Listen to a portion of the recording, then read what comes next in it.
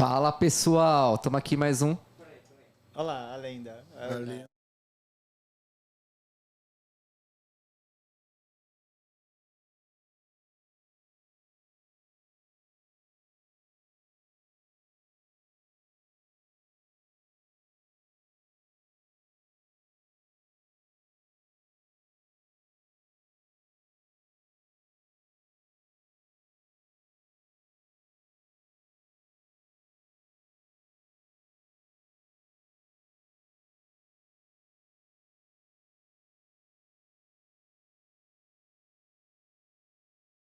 Fala pessoal, estamos aqui mais um episódio do Produto Piloto. Produto piloto. Produto piloto, isso aí. Bom demais, hein? Mais um episódio, dessa vez com novidades já pra vocês, hein?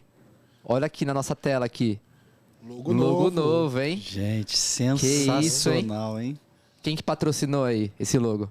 Amanda Produções. Amanda Produções, show de Valeu, bola. salve, salve, Amanda. Muito obrigado. Obrigado, Amanda. Aí, só pode melhorar um pouquinho ali, que a letra, né, tem que melhorar um pouco. Feedback é sempre... aqui ao vivo. E tem que aceitar. E assim, ó, a gente tá dando essa moral, Amanda.Mazaro no LinkedIn, pra já não cobrar o logo. Nem vem. E é pra dar uma oportunidade também, né? Porque a gente tem que dar uma oportunidade pra quem tá começando. Brincadeira, Amanda. Pô, aí não valeu. Amanda é 10, Amanda. Vamos o brinde Show de do, bola, hein? do Vamos episódio, né, galera? Vamos Um lá. brinde aí ao logo novo, ao Vai faltar episódio abraço, aqui. Não, vai faltar abraço. Vai faltar abraço. Boa, né? Agora, até, Renan, sei que você está na introdução, mas até para fazer o logotipo a gente usa o conceito de produto, né? Sim. Porque começamos de uma forma, já começamos a rodar os episódios usando um logo inicial, Um piloto. piloto. Agora aqui já tem uma evolução, né? Já É tem. isso aí. Exatamente. É isso aí. Colhemos feedback, né? Falaram que o logo tava aquela coisa, né? Meia Ruim. boca. Pra não falar ruim. Show de bola. Então, pessoal, estamos aqui mais uma vez, mais um episódio juntos. Aqui com meus Episódio amigos. 4. Episódio 4. No último episódio, a gente acabou falando bastante sobre soluções, né? Sobre ter ideias, sobre coisas novas ali, né? A partir da definição de problema e tudo mais. Agora a gente vem aqui para a gente materializar a questão da hipótese, a gente concluir esse assunto e trazer um assunto que a gente tanto gosta aqui, que é... O que é, Zé? Ah, construção de time, gente. Agora é a hora. Agora de é a montar. hora. É hora de fazer acontecer. E medir. Medir o produto. Medir. Importante. Isso é importante demais. Bom, começando aqui, queria apresentar aqui a mesa, né? Como sempre. Pode começar aí, por favor, Rafa? Se apresenta, fala aí o que você espera desse episódio e tudo mais, por gentileza. Bom, vamos lá. Aqui quem fala, pessoal, é Rafael Mazaro. Mais uma vez aqui nesse encontro maravilhoso com pessoas que eu admiro, com amigos, discutindo um tema que nós gostamos demais. E principalmente tomando uma boa cerveja, trocando uma boa ideia sobre assuntos que a gente de fato ama. Eu sou Rafael Mazaro, como falei, sou gerente de transformação digital. E também eu acabei não falando nos últimos episódios, sou professor do MBA de Gestão Ágil de Produtos no IGTI e também do Bootcamp de Product Manager e Product Owner. Então, você aí que quer ingressar no mercado de produtos, vai lá no IGTI, pesquisa Gestão Ágil de Produtos e vem com a gente. Gente, Chique demais, né? especialista É no teacher. Jabá. Só faltou dizer que é o Que dança. atual Só faltou campeão falar. do hackathon da NASA. Isso! Ó, tô até vermelho aqui, mas é isso. Não, e faltou falar também que joga ping-pong, Não, coisa. campeão de ping-pong, joga bocha. Futebol joga. Rafa já vi lá no caraca. Instagram. Ele diz, né, cara? Você só vi bebendo. Bebendo eu nunca vi. E nas horas vagas eu faço uma boa costela no bar. Fala aí, Zé. Sem comentários. Sem comentários. Bom, vamos lá. Quem você puxa agora para se apresentar? Vamos lá, o Wellington Borel, meu parceiro. Molejão. Gente, eles estão me zoando porque eu tô fazendo aula de dança. Aí eles ficam falando que eu tô no remeleixo, né? Como é que é? Não é aula de dança. Ah. É todo um aspecto emocional, Saúde mental. saúde mental. Saúde integral. Gente, sou o Wellington Borel. Tô feliz como toda vez que a gente se encontra aqui para trocar uma ideia, falar sobre inovação, falar sobre produto, falar sobre uma série de coisas, tomando uma cervejinha e com pessoas com que cada encontro que eu tenho aqui eu aprendo cada vez mais, né? Então, estou muito feliz. Eu sou líder de inovação, né? Tenho um prazer enorme de trabalhar com isso. Só aprendi a fazer isso. Ô Zé, sabe o que eu estava lembrando? Eu só sei fazer isso, né? Trabalhar com inovação, tecnologia, né? Mas eu quase fui jogador de futebol. Também. Você lembra disso? Isso, eu me lembro. Claro que eu lembro. Conhecer Remeleixo. Seu Castilho. Cabe um episódio inteiro falando da relação do Xuxa com o seu Castilho. Eu posso contar em um outro momento para vocês. Eu posso escorrer sobre esse assunto. Mas, gente, tô muito feliz de estar aqui com vocês. Feliz de estar Renanzinho hoje é o nosso host. Espero contribuir aqui nesse bate-papo com um pouco daquilo que a gente tem vivido no nosso dia a dia. O mais importante é que tudo que a gente está falando aqui não é algo que sai do nada, né? A gente está vivendo diariamente nas organizações que a gente trabalha, nos empreendimentos que a gente tem. Show de bola. E você, Zé? Bom, meu nome é José Roberto. Eu sou CTO hoje de uma scale-up que acabou de executar o IPO na Nasdaq. A gente está num momento bem legal de crescimento. Bom, como o Borel falou, a gente está discutindo aqui assuntos que a gente executa, que a gente faz no dia a dia. Acho que a proposta desse papo, de fato, é aterrissar esse assunto com as nossas experiências, inclusive, sobre as nossas perspectivas, e abrir para comentários do público, o pessoal poder contribuir também. Tem muita gente aí com muito conhecimento para somar. E é isso, gente. Eu estou há 20 anos nesse mercado, não parece pela lata lisa, mas, enfim, acho que eu adoro estar nessa mesa, eu adoro fazer esse podcast com vocês, eu tenho uma admiração enorme. Renan, eu já te falei que você é um cara lindo. Puta, já falou no último episódio. É lindo. Ô Zé, o que é CTO? Eu sou líder de um time de tecnologia. Mas o C vem de quê? Ele é o chefe. Mas olha só, o Zé tem cara de chefe mesmo, né? Sério, Zé. Acho que é o óculos, não é? Você mudou o óculos? O Renan tava querendo vender cirurgia de catarata, cara. Não, de refrativa. Ô, Rafa, ele mudou o óculos, Rafa. Isso já virou um motivo de chacota, que você chegou depois da dança, mas já rolou já. O cara falou que vai fazer cirurgia refrativa com a gente, pô. Vai aposentar os óculos ali, meu. Eu uso óculos desde sempre, cara. Ele falou, eu uso desde os 18 anos. Quantos anos você tem? 23. Mas sem querer causar discórdia, mas quando o Zé tá falando a idade de trabalho e tal, o Rafa falou aqui baixinho, pô, rodou de pneu murcho, hein? Rodou de pneu murcho. Não, ele falou, eu tenho isso de costela. Aí, Guilherme, essa é pra você. Vamos mandar pra ele o episódio. Boa. Show de bola. Bom, concluindo então aqui o Quarteto Fantástico, né? Sou o Renan Cap, muito prazer a todos, né? Mais um episódio aqui junto com vocês. Sou empreendedor, de uma startup voltada para a área da saúde. E é isso, né? A gente sempre tá aqui juntos. Minha expectativa para hoje é a gente conseguir contribuir, evoluir aí pro próprio ecossistema de produtos, é claro. E é isso. Vamos nessa? Eu acho que, recapitulando um pouquinho do que a gente falou no último episódio, né? Sobre solução, sobre ter ideias, sobre coisas novas ali, né? Para a gente conseguir levar para o mercado e validar a nossa hipótese. Para a gente concluir, né, aqui o assunto, né? Como que é o próximo passo? A gente gerou nossa hipótese, como que a gente faz para a gente, de fato, validar ela, né? Queria ver com você, Borel, qual que é o próximo passo para a gente validar a hipótese de fato e ter alguma conclusão? Eu acho que aqui o importante nesse momento é a gente entender que toda hipótese de solução ela tem como objetivo trazer um aprendizado em relação àquele produto que a gente está querendo construir. Então, no final do dia, a hipótese ela precisa trazer um aprendizado para o time. Agora, como é que eu faço para saber se aquela hipótese que a gente colocou, ela de fato traz um resultado? A gente precisa estabelecer ali métricas de sucesso, métricas de validação, para que a gente consiga ter a certeza de que aquilo, de fato, está resolvendo um problema. Aquela hipótese de solução está resolvendo um problema. E aí você tem várias discussões, né? Você pode ter métricas ali conectadas ao negócio que você está envolvido, que aquele produto está envolvido. Você pode construir métricas também que esteja linkada ao próprio produto, né? Então, o próximo passo é a gente estabelecer, o time ter clareza, e a gente vai falar sobre o time hoje, a maior parte do tempo aqui a gente vai estar discutindo sobre isso, o time ter clareza de como que eu sei que aquela métrica que eu vou definir vai trazer solução e vai de encontro às necessidades do nosso usuário, do nosso cliente.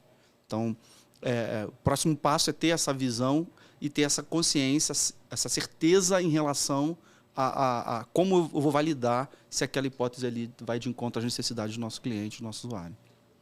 Bom, show de bola. Agora eu queria ouvir um pouquinho, alguns exemplos de métricas aí que a gente está falando sempre, né? O que é métrica, mas como que a gente... Queria ouvir alguns exemplos de métricas de sucesso que a gente usa no dia a dia, né? De uma hipótese. Você pode falar para nós, Rafa, por gentileza? Bom, vamos lá. A gente, no último episódio, a gente concluiu, de fato, falando sobre a importância que tem sobre... No momento que você constrói algo, que você está pensando em impactar ali o seu cliente, seja ele interno ou externo, é sobre o quanto que aquilo vai gerar, de fato, o resultado. E a gente reforçou até que, em alguns casos, existem empresas que focam muito numa receita logo de largada, ou no caso de uma startup, que a preocupação é muito mais na escala do produto, em dobrar de tamanho, até que você tenha muita informação. E esta informação ela passa a gerar um resultado. Então, quando eu pego todas essas perspectivas de crescimento de uma empresa, focada em produto, em que esses produtos começam a gerar resultados, os resultados eles precisam ser medidos e existem algumas técnicas.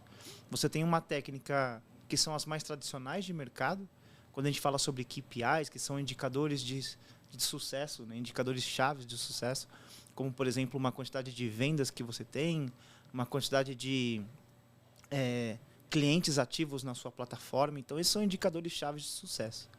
Por trás disso, você tem indicadores de resultados chaves, que, ao meu ver, a grande diferença está sobre direcionamento de time. O indicador de sucesso ele está muito mais focado no produto. Então, o produto ali ele tem uma característica de crescimento ou de redução de custo, o que seja. E o indicador de resultado-chave, o famoso OKR, aí, né? Objetivos e resultados-chave, ele está mais conectado ao time. Acho que por isso até que hoje a gente entendeu que faria muito sentido a gente falar sobre time. Porque nasce de uma perspectiva de time a partir do momento que você tem o direcionamento para eles. Então, quando você traz isso claro para o time a partir de resultados-chave, aí você começa a de fato, aprofundar e buscar o sucesso. Então, para não me estender tanto, até passar aqui para o Zé, para mim, eu trouxe aqui 2, né?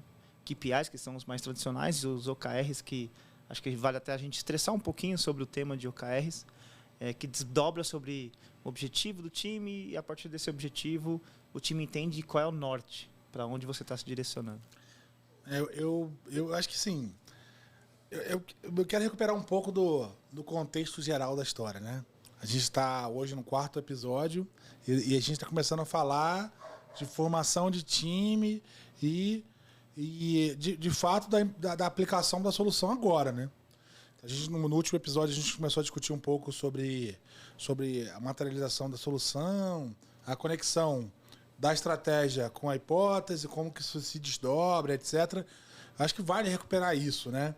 Porque, para mim, esse é o grande gatilho da mudança de perspectiva, da mudança do modelo mental entre projeto, entre modelo de desenvolvimento, eu diria, que era feito há algumas décadas atrás, para o modelo que a gente está falando aqui, que é o modelo de produto, né?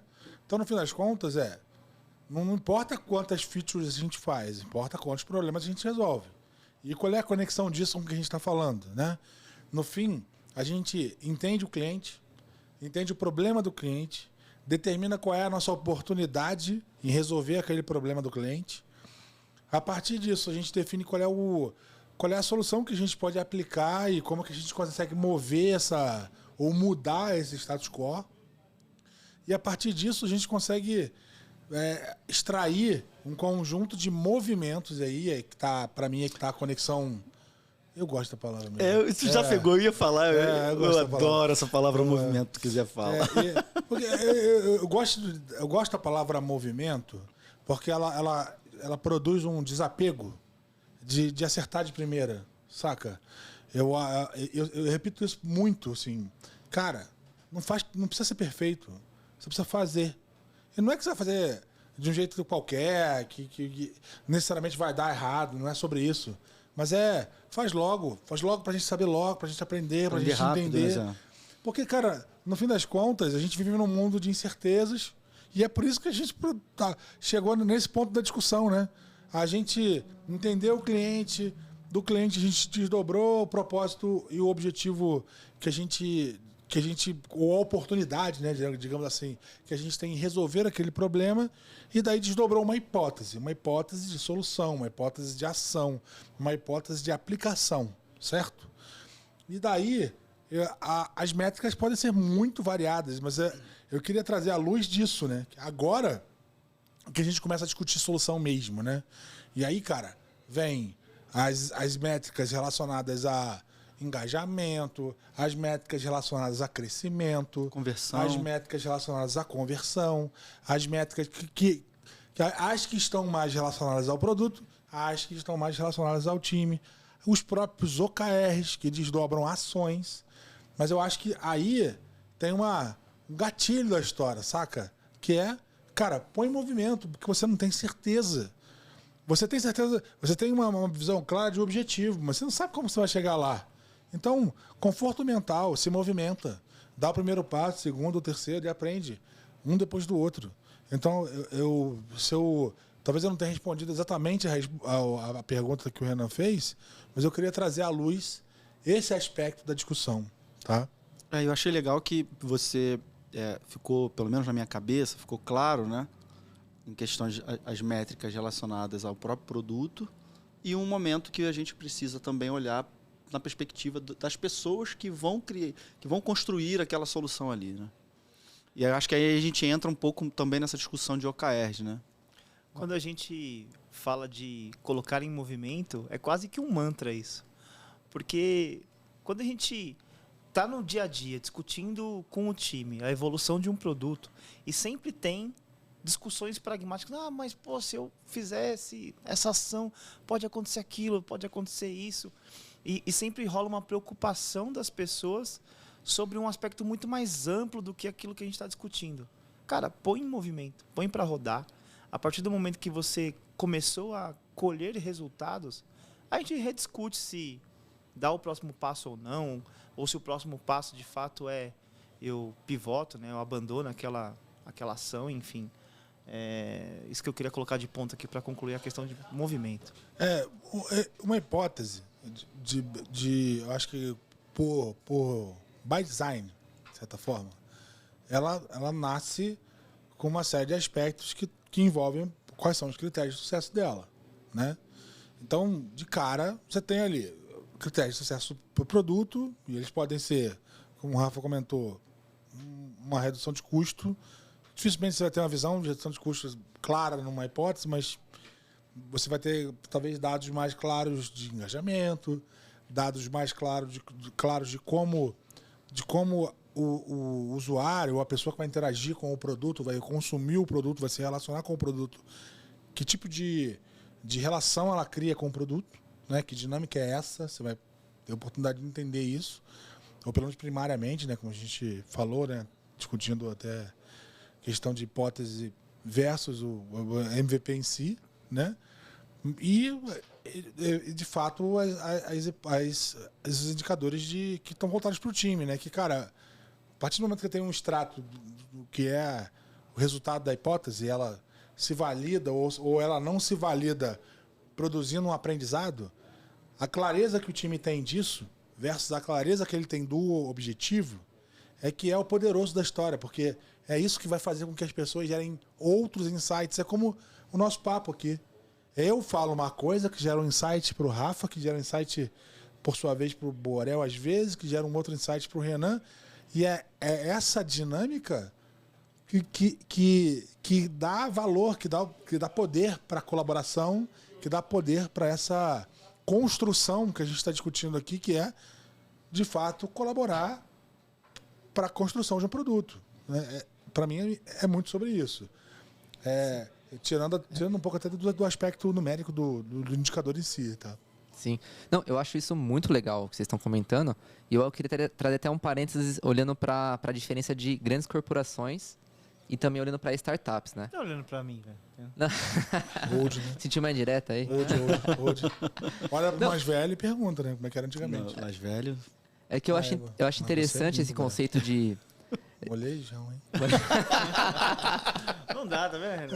Não dá pra levar a sério esse Cara, pessoal, você foi né? pra que eu fui falar pra vocês que eu tô fazendo aula de dança? Como que é o seu Instagram, Borel? Instagram, Borel.dancer. arroba Borel underline borel.dancing. famosos. Borel.dancing. Vamos lá, Boa. Renan. Não, eu acho legal essa questão de objetivo e resultado-chave, né? Eu acho que isso é muito claro para a empresa grande, porque ela tem a sua estrutura formada e já tem os seus objetivos muito bem claros, né? Pelo menos era para ter, né? e eu acho legal, olhando para a startup, né? Que é principalmente aquelas early stage que ela está começando agora, a gente começa uma empresa, uma hipótese de negócio, sem um objetivo muito claro e também sem métrica nenhuma. Não adianta nada a gente falar, pô, a gente vai converter aqui, sei lá, a gente quer aumentar, com essa hipótese, a gente quer aumentar 10%. Cara, a gente não tem nem massa crítica para a gente conseguir fazer isso. E eu acho legal esse comparativo, porque é diferente os mundos, né? E eu acho legal, o Zé pode até comentar um pouco mais, que ele está nesse momento de startup. Eu queria ouvir um pouquinho mais sobre isso, essa diferença desses dois mundos. Não, eu acho que tem uma questão muito clara nesse sentido mesmo, né? Que é quando você está numa empresa que está começando, está abraçando um segmento de mercado, cara, você tem pouca informação, né? É diferente. Quando você está numa Big Corp, em geral, ela já ocupa uma fatia importante no mercado. Isso tem vantagens e desvantagens. A vantagem da história é porque você normalmente conhece o mercado, você tem escala e você consegue fazer traçar uma hipótese e testar com um público maior, com mais movimento, etc.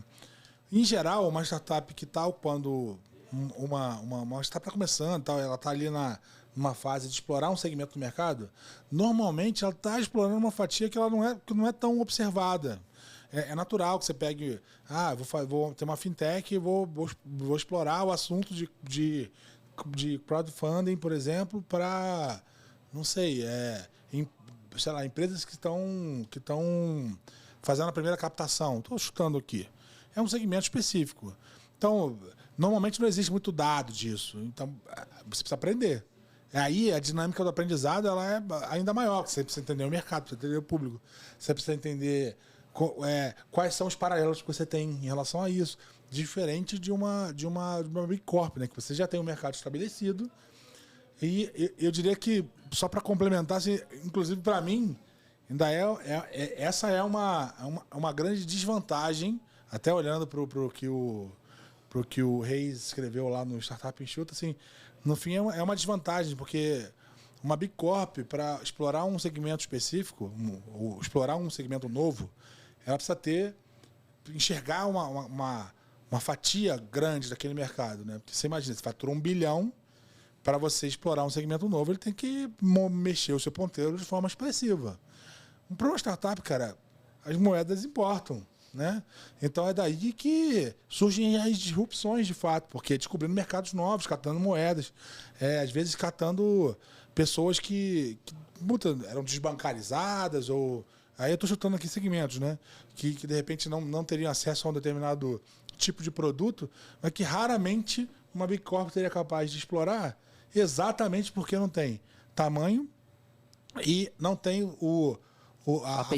apetite, né? Para arriscar no mercado que parece tão, às vezes, insignificante. E né? tem um desafio também interessante, né? No caso, para as startups, né? Olhando para... E por isso elas tentam fazer parcerias também com grandes empresas, né? Que estão olhando para a inovação aberta. Então, porque a dificuldade da startup é ter qual o maior ativo de qualquer negócio? É o cliente, né?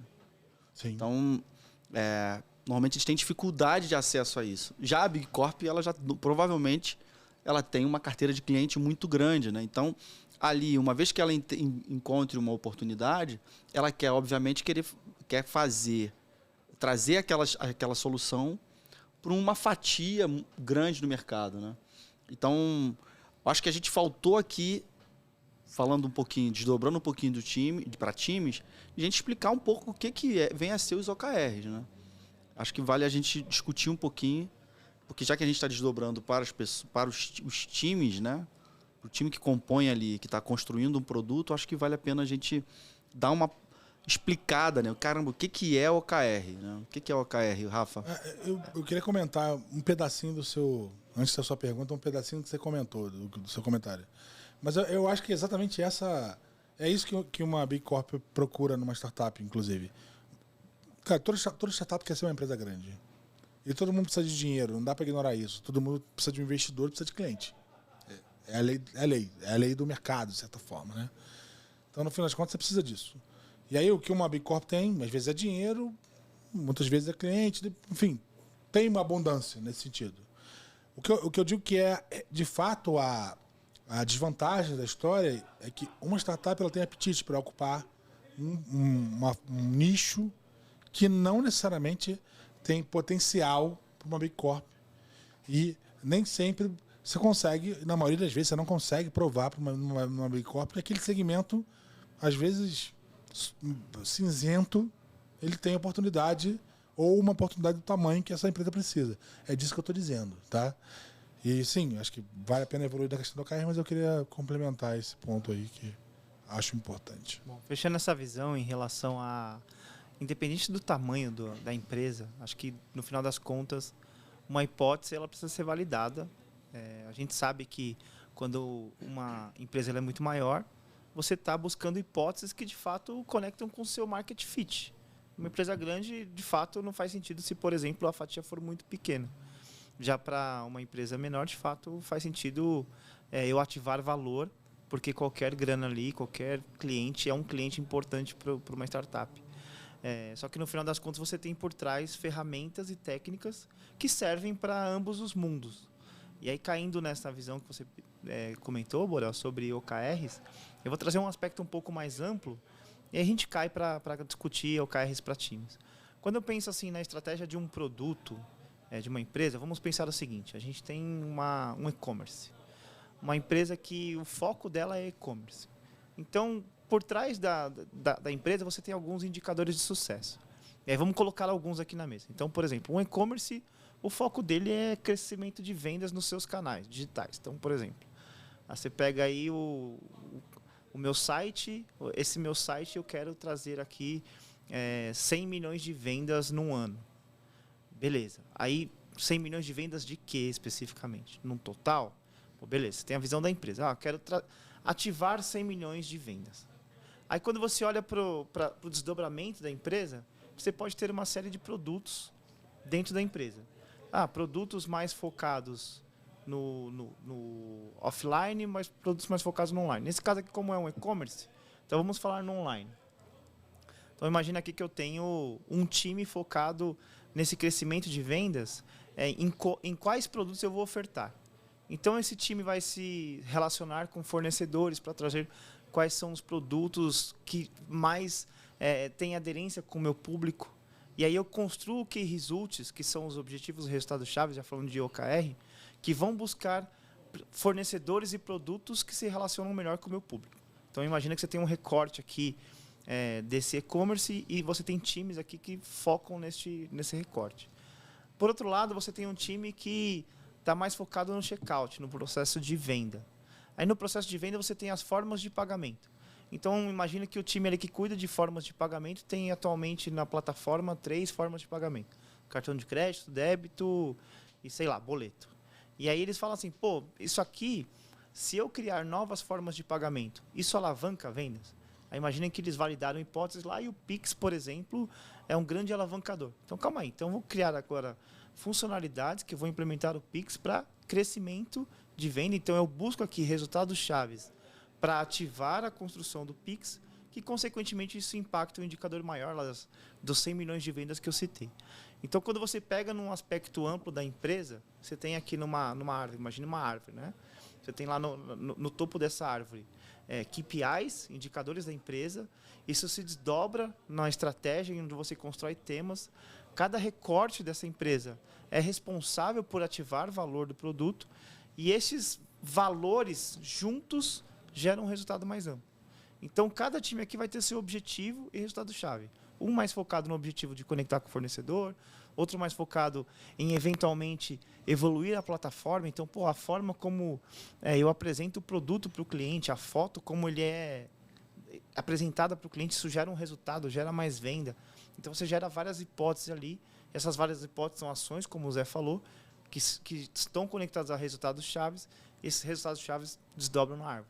E por último lá o checkout, e você pode ter depois toda uma estratégia de engajamento do cliente, porque não é só o processo de venda, tem o processo de, se o cara está engajado no seu produto, ele vai recomprar, ou se o cara está insatisfeito, ele quer devolver o produto. Então você tem que ter uma boa estratégia também no checkout, ali no back-office, que também tem outras métricas para isso que a gente pode explorar aqui. Mas, enfim, resumindo aqui, acho que OKRs aqui são os resultados chaves de um time, né, que direciona o time sobre um objetivo maior. Eu acho que está falando muito de direcionamento, né? E quando a gente fala dos objetivos, o objetivo ele é muito precisa ser muito inspirador, né? Então, gostei desse teu exemplo aí do e-commerce, né? Então, você imagina que você quer melhorar a satisfação do atendimento ali naquele serviço. Então, o que seria inspirador para o time olhar como objetivo em relação a melhorar a satisfação? Isso. Né? Aí eu coloco uma pimenta aí no seu ponto de vista, que eu preciso melhorar a satisfação porque meu indicador maior, a minha métrica das métricas, é vender mais. Eu quero atingir 100 milhões. O quanto que melhorar a satisfação do meu cliente impacta nesse indicador. Então tem que estar sempre atrelado a um indicador mestre ali. Exato. No fim, essa é a conexão, eu diria que é a ponte entre o time e a construção estratégica. Né? Assim, eu acho que ela é a forma que... Eu acho que a tradução aí para o português de objetivos e resultados chaves, ela é uma ferramenta importante para que o time se conecte com o movimento estratégico da empresa. Para que cada time, cada pessoa entenda como ela contribui com um resultado maior. Então, sim, tem uma visão estratégica nisso. Né? E a visão estratégica, no caso, usando o exemplo que o Rafa startou aí, cara, se nosso objetivo é ser o maior e-commerce do Brasil, né? E a gente, na nossa validação, a gente entendeu que para ser o maior e-commerce do Brasil, a gente tem que ter variedade, velocidade, né?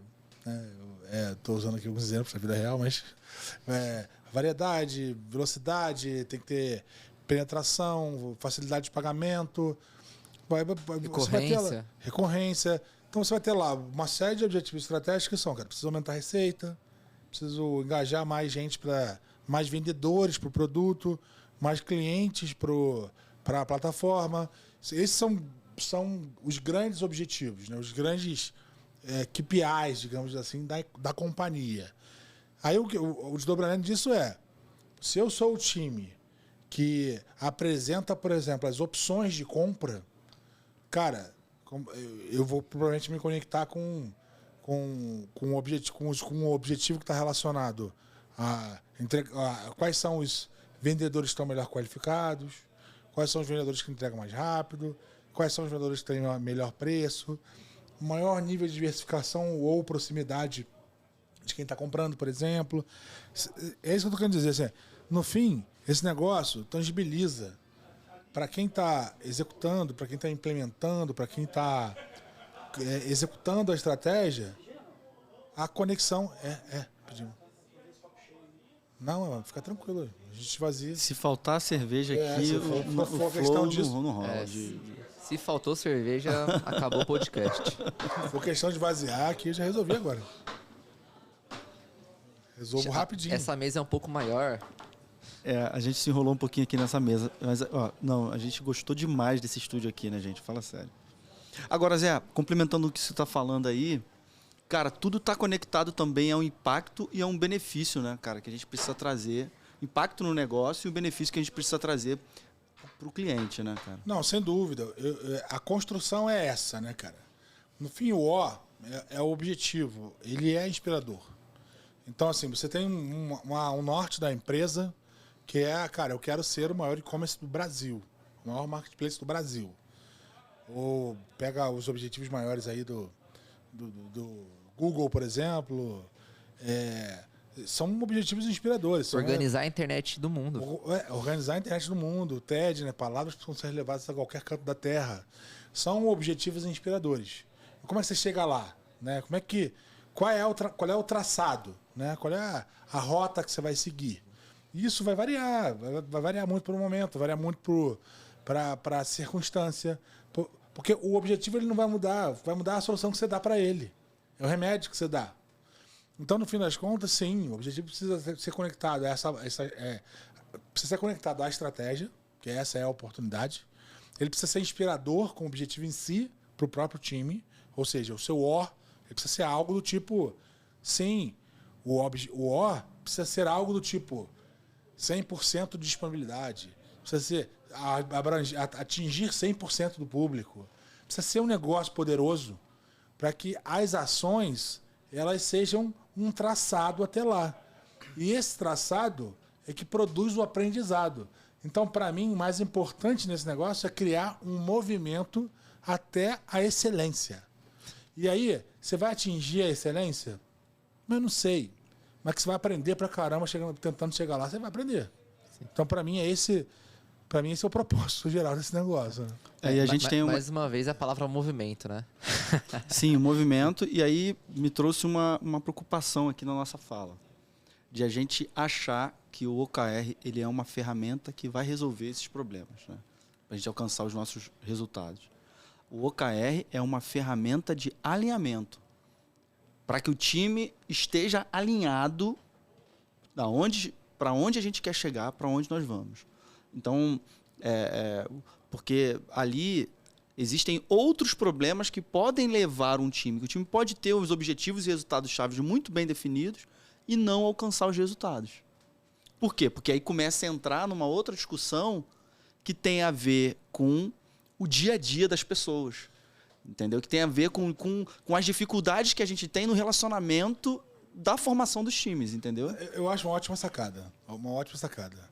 Porque é o seguinte, se a gente pegar o conceito do time de produto, né, olhando pelo que o Matt Kagan escreveu lá no Inspired, cara, um time de produto é um PM, um designer e os engenheiros, certo ou errado? Sim. Até aí, ok. O que cada um faz? Não, tudo bem, mas de forma genérica. O PM vai olhar para o objetivo market fit do produto, vai olhar para como que esse produto vai se encaixar no mercado, como que ele vai aderir, quem é a persona, quem é o impactado e quais são os resultados daquilo.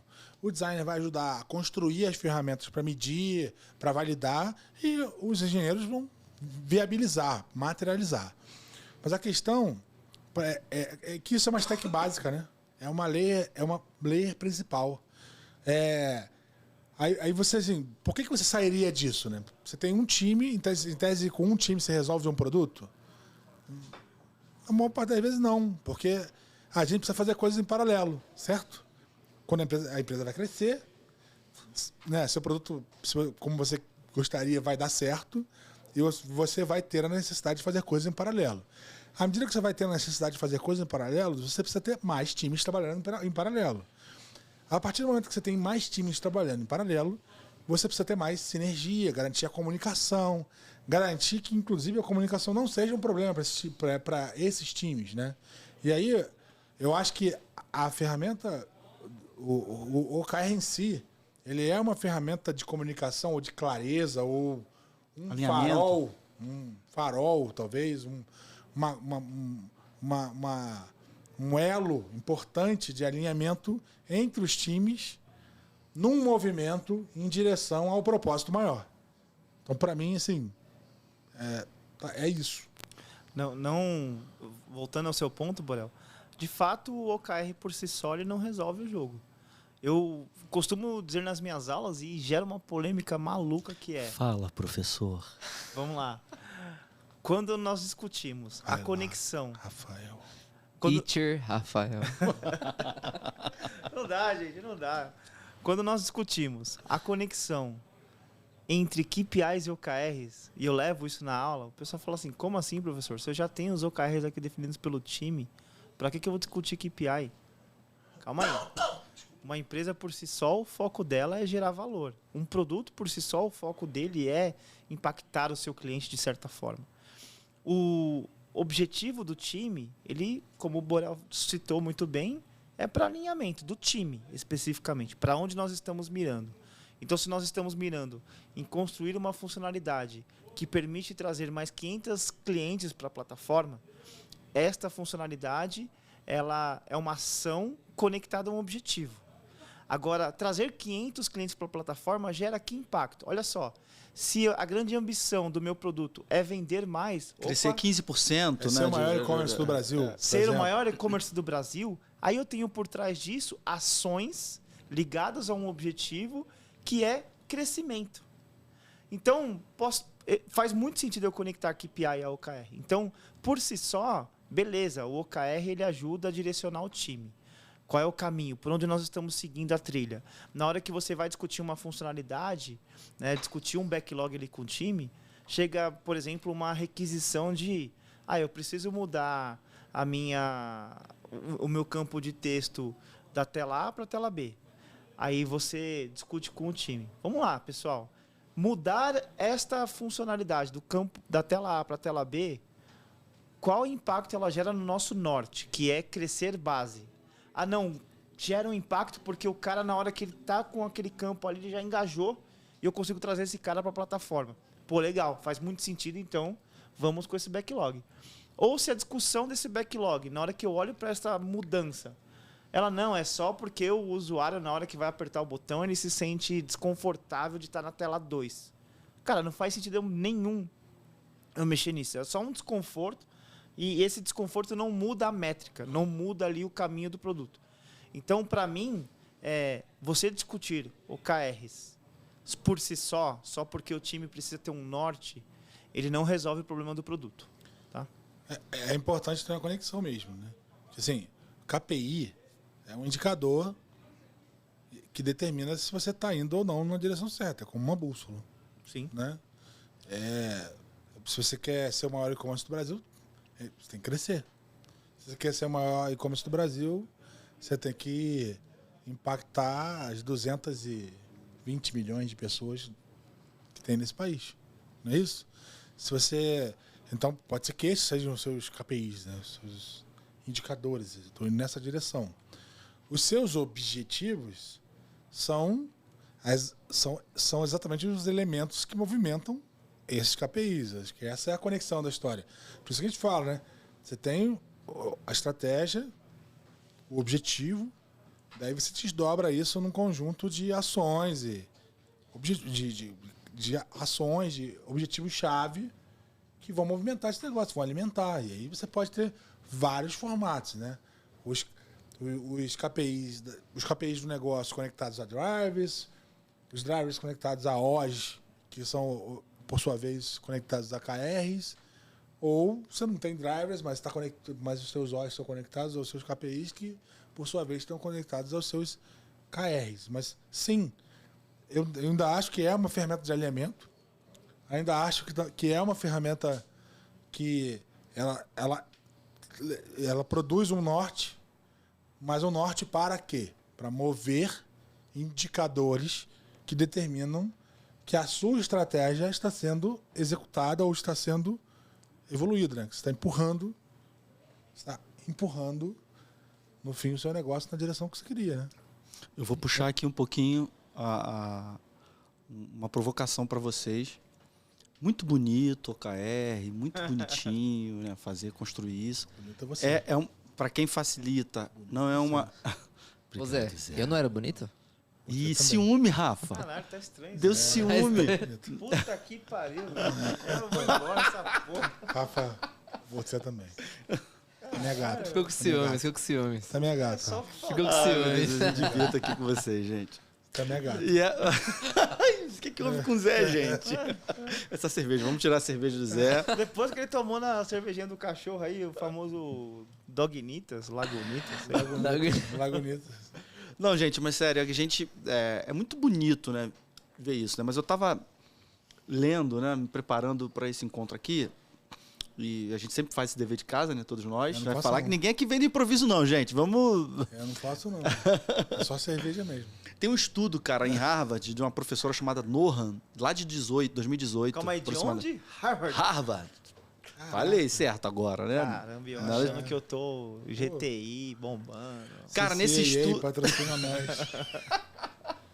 Formado pela IASIG, FIAP. patrocina tô nós. achando que tô- Cara, nesse estudo que essa professora fez, universitária, ela diz que 60% dos motivos dos times não conseguirem alcançar os seus resultados é por causa de problemas internos.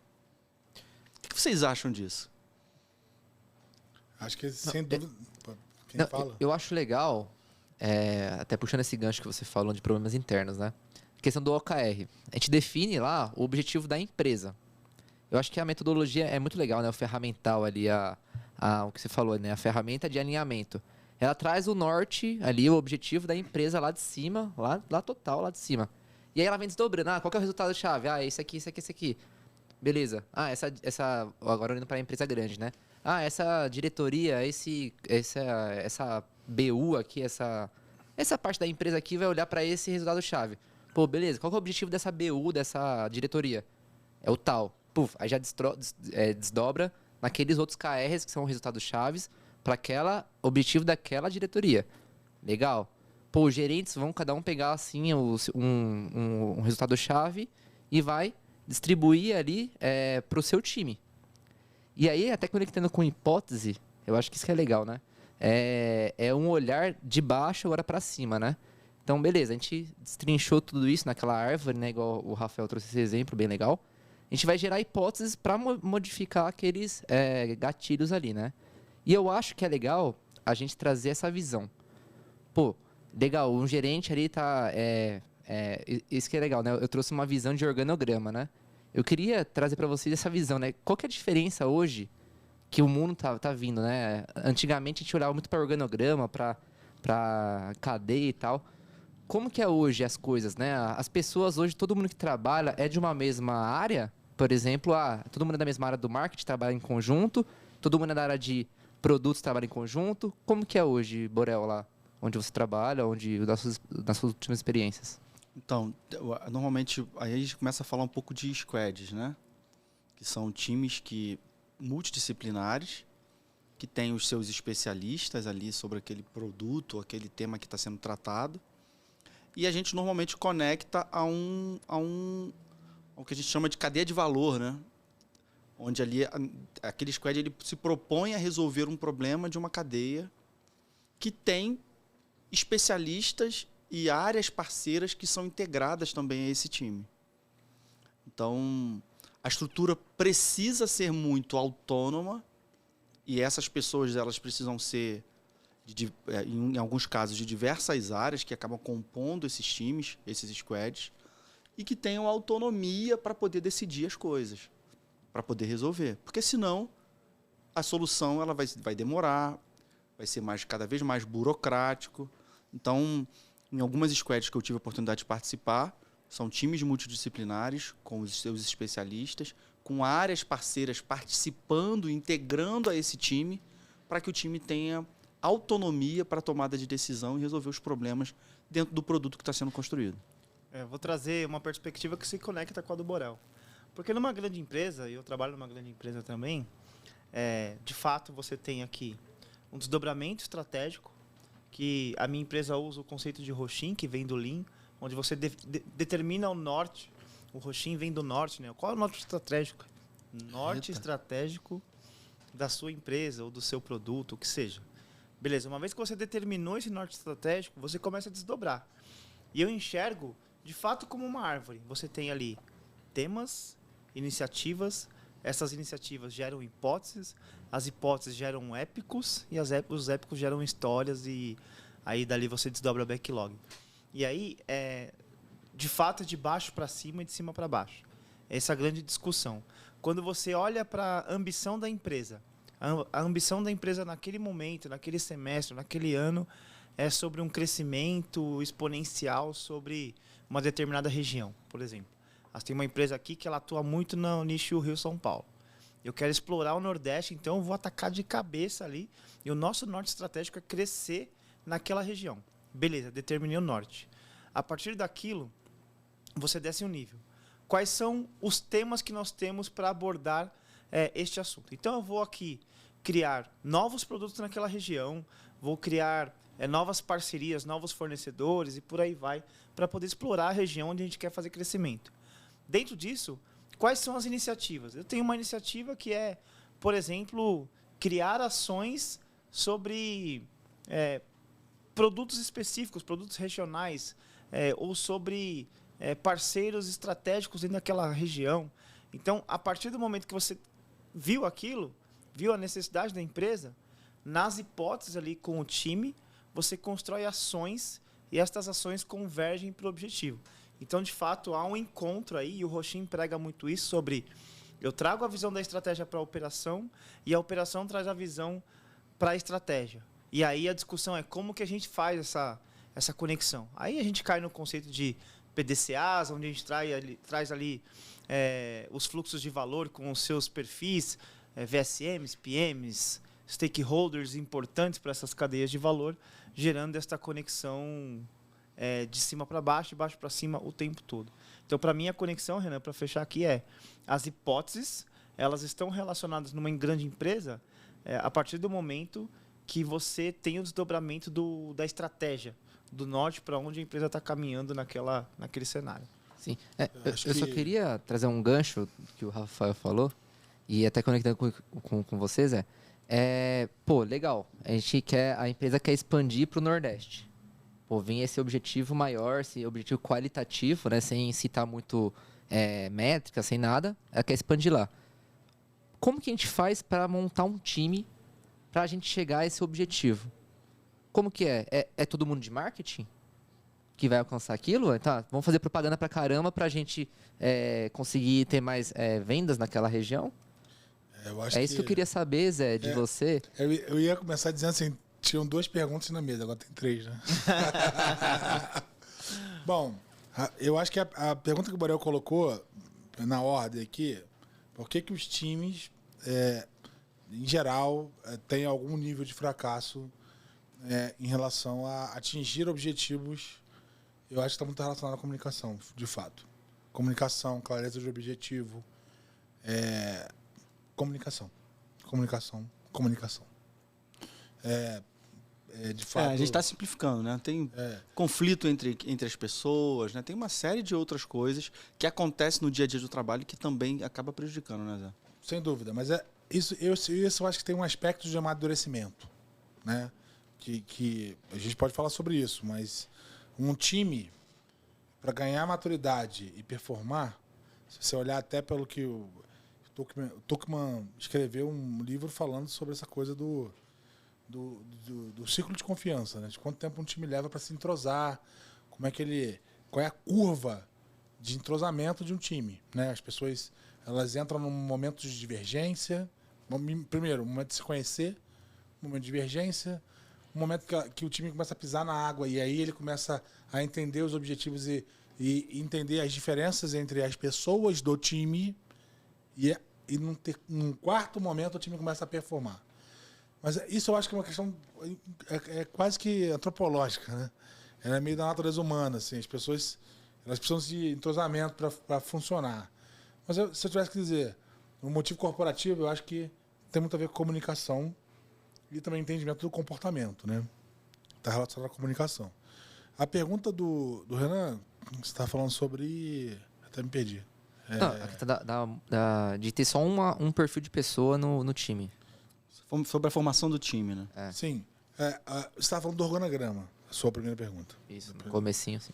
E que tem a ver com essa última, no fim das contas, né? Você está perguntando sobre, cara, qual é a diferença de organograma no passado, ou de estrutura no passado, versus a estrutura que a gente está vivendo hoje, né? O modelo que talvez seja o mais adequado para entregar o que a gente está aqui dialogando, né? Um produto que de fato atinja um público que está sempre mudando, num mercado que está sempre mudando, né?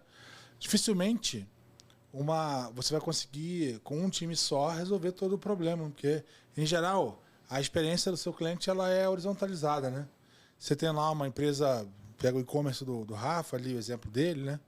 Você tem um público de marketing, você vai precisar engajar o cara com uma ação de marketing, você vai precisar oferecer um produto que se encaixe com a persona do teu marketplace, da tua ação de marketing, digamos assim.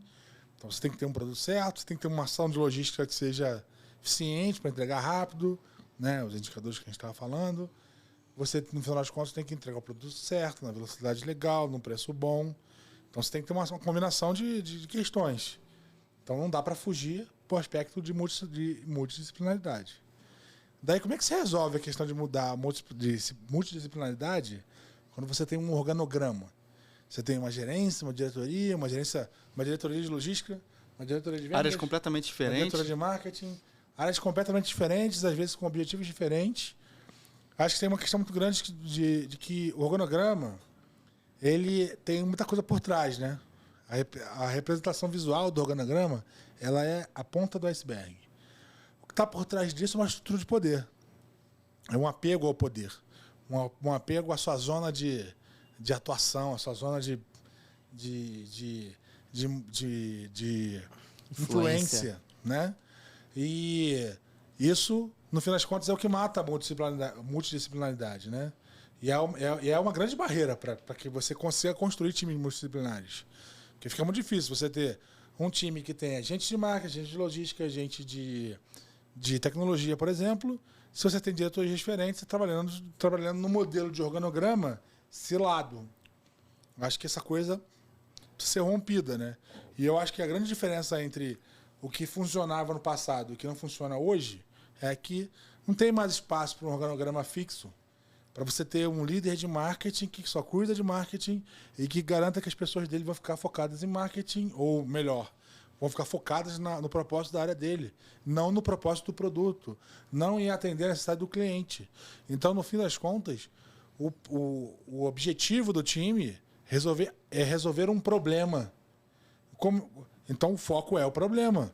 Todos precisam se reunir em torno do problema, não em torno do organograma, não em torno da estrutura de poder. É disso, eu acho que essa é a grande revisão da história. Então, conectando as duas coisas cara, acho que tem uma questão de comunicação, no fim das contas, de por que as coisas não dão certo.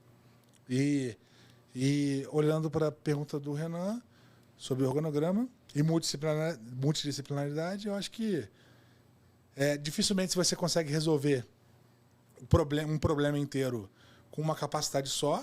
É possível, mas é bem difícil, né?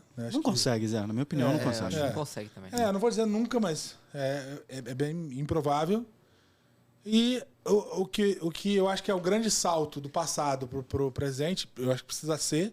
Acho que você que é gestor, você que está aí liderando um time, é importante que você reconheça isso, que você olhe para isso como uma realidade, cara. Não dá mais para ficar mantendo organogramas que sejam baseados em estruturas de poder. É importante que o time, a empresa, esteja trabalhando em torno de um problema, que esse problema resolva algo de alguém, que se resolva o problema de alguém, né? No fim das contas. Gente, tem que viralizar essa frase do Zé agora aqui. Não? Olha isso, gente, que ele falou. A gente vê isso muito no dia a dia. Agora, cara, tem uma... Eu sou lindo, não? Ah, você é lindo. Um pouco ralado, né? Ele precisava ouvir, né? Porque ele te elogiou, Rafa, elogiou o Renan e me elogiou. Vamos falar você, Rafa. Chama ele de lindo, vai. O Zé é bonito pra caramba. Ele ficou com vergonha, cara. Não. O que tá acontecendo nesse episódio, pessoal? O que tá acontecendo nesse episódio? Não sei o que tá acontecendo. Episódio, acho que se pudesse colocar o tema para esse episódio, é romanticões. Love's in the air.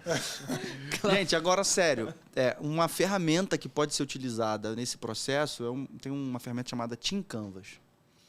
O Team Canvas ele entra um pouco nesse aspecto dessas dificuldades que tem justamente na formação dos times, né?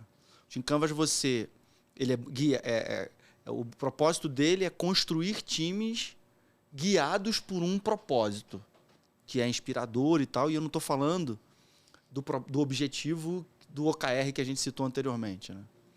Então, você imagina pessoas... Vamos pensar na Big Corp, como o Zé sempre gosta de falar. Que tem pessoas com características diferentes, culturas diferentes, que vieram de empresas diversas, que trabalhavam de diversas formas. E, cara, você vai ter problemas de relacionamento com as dificuldades no dia a dia de trabalho. O Team Canvas ele ajuda justamente ao time a entender qual é o propósito, a definir os objetivos que são comuns ali para todo mundo, os valores, cara, os valores que o time vai ter. Cara, quais são os valores que nós não podemos deixar de olhar? A gente precisa estar revisitando sempre. Cara, dependendo do trabalho que você faça, cara, não dá para não ser colaborativo. Não dá para você não ser o time não ter alguma característica específica e que isso precisa estar claro para todo mundo que integra aquele time. Todo time tem necessidades básicas. Todo time tem necessidades fundamentais para ele funcionar bem. Todo time tem pontos fortes. Todo time tem pontos fracos a serem desenvolvidos. Então, quando você reúne essas pessoas que compõem um time para trazer clareza sobre qual é o propósito daquele time ali, cara, você pode evitar uma série de problemas relacionados a questões comportamentais. Quais são os combinados? Quais são as nossas regras aqui para a gente trabalhar bem? Então, essa ferramenta que é muito simples de ser utilizada, você, numa sessão de 1 hora, você consegue trazer o time para um alinhamento que vai ajudar a gente a não sair do propósito que a gente tem. Eu já rodei alguns Team Canvas, isso ajuda muito quando você incorpora uma pessoa nova no seu time, que você começa por ele e fala assim, olha só, o nosso jeitão de trabalhar é esse aqui, ó. Nossos valores são esses aqui. Olha, nossos combinados não pode, é proibido não dividir ou não compartilhar informação aqui. Se isso está claro para todo mundo, a possibilidade de você caminhar no dia a dia, falando do dia a dia de trabalho, e fugir desse caminho vai ser muito menor. Então, é uma ferramenta muito poderosa que eu já tive a oportunidade de rodar e faz muito sentido. Tá, Sim. gente? Você concorda desculpa te cortar, mas que é sobre comunicação? Sim. É sobre comunicação. O John Maxwell, ele escreveu um livro falando sobre as leis irrefutáveis da liderança. E ele fala uma coisa sobre a criação de um círculo íntimo, né? Que é meio, se pensar bem, é o que a gente tem aqui, né? A gente não respeita muito, mas a gente estabelece algumas regras de convivência, né? Quando um pode falar, etc., para que a gente consiga somar as nossas capacidades. Regrinha do dedinho, né? Nossa regrinha do dedinho aqui.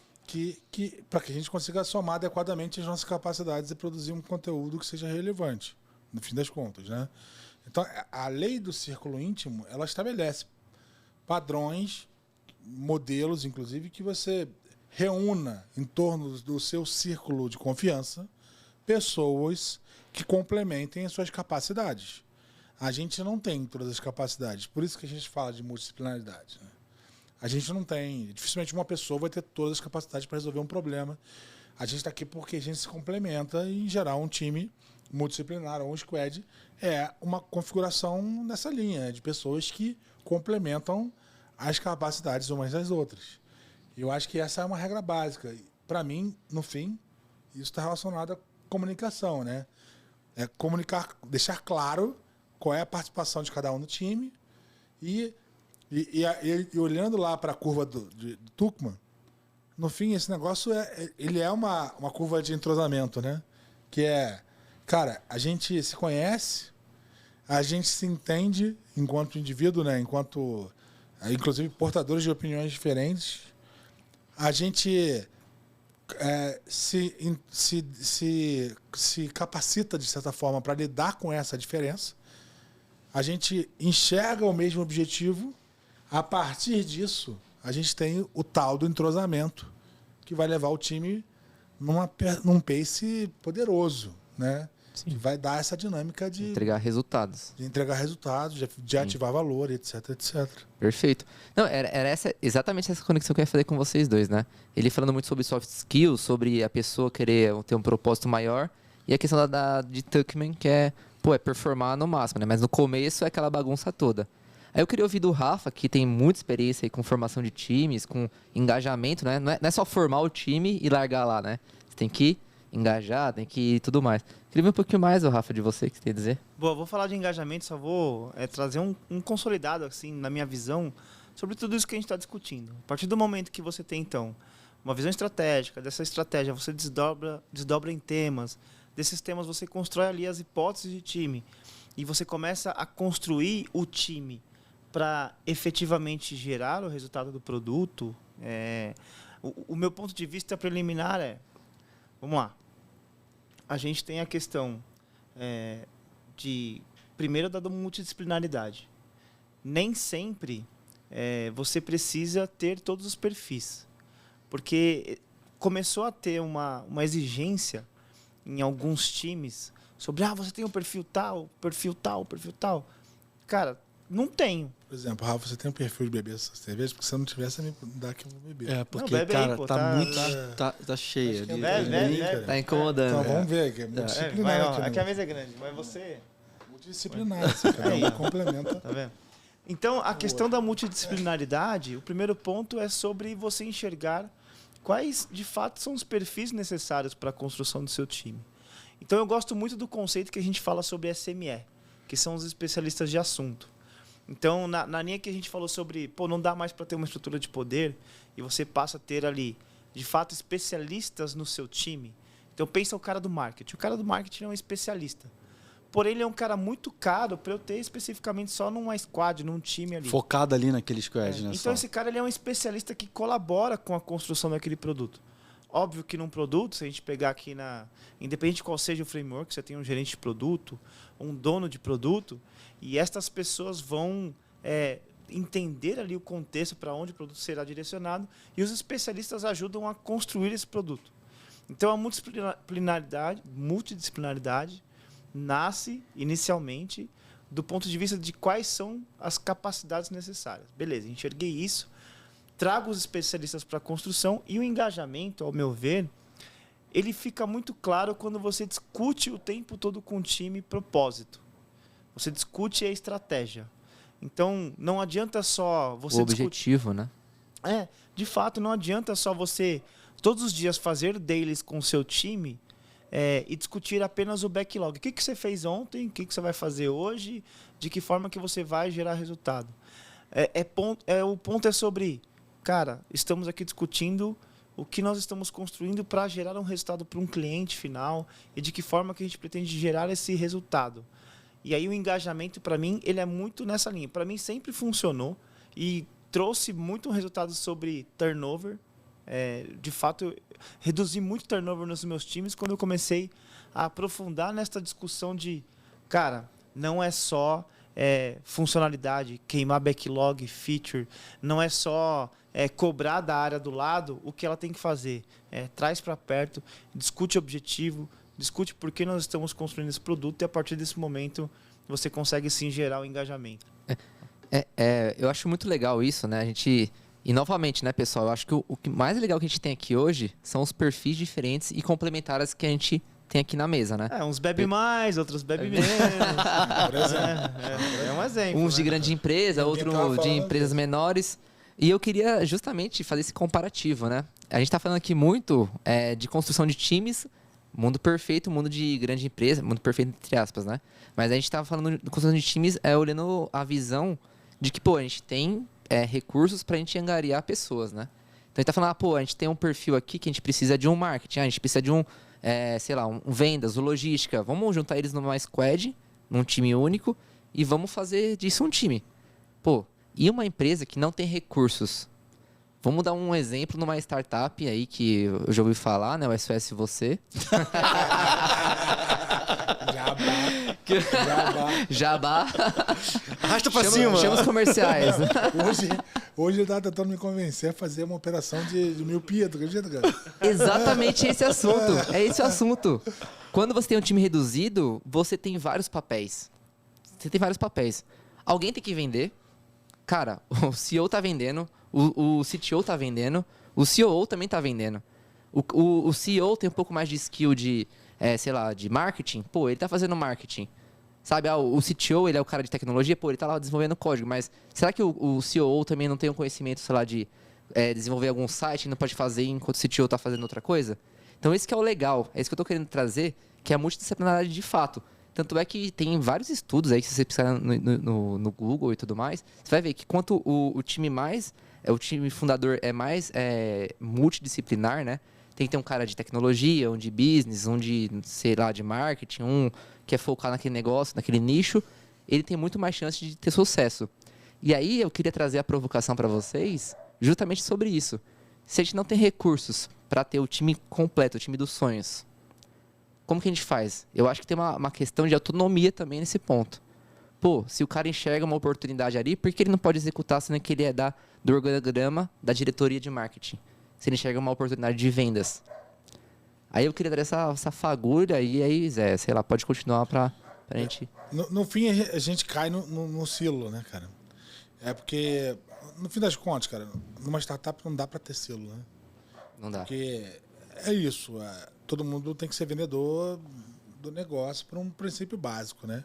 Escassez. Mas olha só. Muda o boné o tempo todo, né? Ainda É, assim, isso. na fala do Renan, você falou sobre os especialistas de assunto. Um CTO, um CEO, um CEO. Que Sim. por mais que sejam pessoas que estejam... Se fosse olhar para uma empresa grande, numa camada bem executiva, uma startup, e o cara tá operacionalizando, discutindo o estratégia. caminho é menor, né? caminho é Estratégia e menor. operação é aqui, né? Mas eu tenho ainda especialista. O CTO, por tem. mais que ele esteja ali buscando vender, não é o core do cara. Mas ele pode apoiar. Esse é um ponto. Não, sem dúvida, Rafa. Eu acho que a escassez é um gatilho, sabe? É um gatilho que eu acho que, inclusive, trabalhando no Big Corp, assim, eu costumo repetir isso, que era... Cara, se a gente tivesse menos dinheiro, talvez a gente fizesse melhor, sabe? Porque a gente tem tanta grana que as coisas ficam muito divididas, assim. E aí você acaba tendo menos necessidade de vender o seu produto, de levar ele para frente. Aí fica muito aquela coisa do silo. Acho que a gente cai na questão do silo mesmo, né?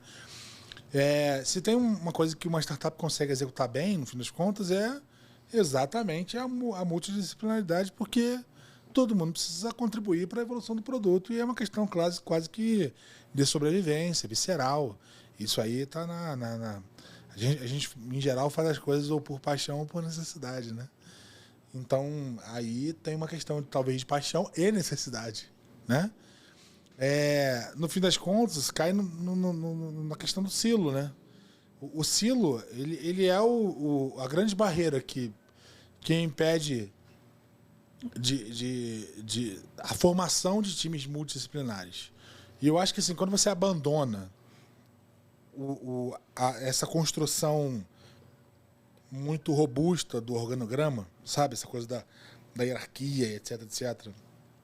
Você só vai fazer isso. E desmancha um pouco o silo, você abre espaço para que o diretor, o C-level, ele inclusive consiga executar outras coisas, assim, se hands-on numa outra coisa que ele é muito bom. Eu não estou falando de programar, porque às vezes é complicado. Você tem um time de 100 ou 200, dependendo da empresa, 300 pessoas, você não vai programar, você não vai conseguir. Mas eu estou dizendo o seguinte, de chegar lá, como o Rafa estava falando. Puta, você tem que inspirar o time. Não é só discutir o que você entrega de feature. Não é só fazer daily. É provocar a discussão do negócio. Nem sempre o cara que chegou ontem na empresa entende os aspectos do negócio. E quando você vai para um PDCA e nesse PDCA você discute os objetivos reais e as dores que você está tendo para vender o produto, cara, você não tem como não engajar o cara. Não tem como esse negócio não ser algo que ajude na retenção também, porque, no fim, traz a clareza do que cada um está contribuindo para o resultado maior. Então, no fim das contas, sim, eu acho que a startup tem essa vantagem mesmo. É uma desvantagem também, mas, assim, a restrição produz a multidisciplinaridade. E ela cria, obviamente, como toda restrição, certas limitações, mas ela cria esse poder da desconstrução do organograma que eu acho que toda Big Corp deveria aprender com isso mesmo. Assim, eu olhar para esse negócio e falar, cara, não tem silo, a gente tem que resolver o problema, todo mundo está aqui para vender esse produto. Não adianta ficar lá a 10 mil pés, olhando para a estratégia e perguntando o que você precisa decidir. É importante você sentar lá com o time e falar, cara, qual o problema que a gente está tendo? Estou enxergando, a gente não está vendendo por isso. Pode ser que o Borel, como desenvolvedor, o Rafa, como arquiteto, não estejam enxergando isso. E vamos lá para discutir isso agora aqui. Vamos Vamos botar esse negócio para ação. E eu acho que isso engaja. Isso gera resultado, isso movimenta. Por favor, Rafa, você está aí com a cara. Não, deixa o Borel falar depois. Assim, toda startup ela quer crescer, né? E quanto maior a organização, mais critérios, procedimentos, processos vão existir. É normal. Perfeito. É muito normal. E a startup, ela... É o sonho de toda startup. É o sonho de toda startup.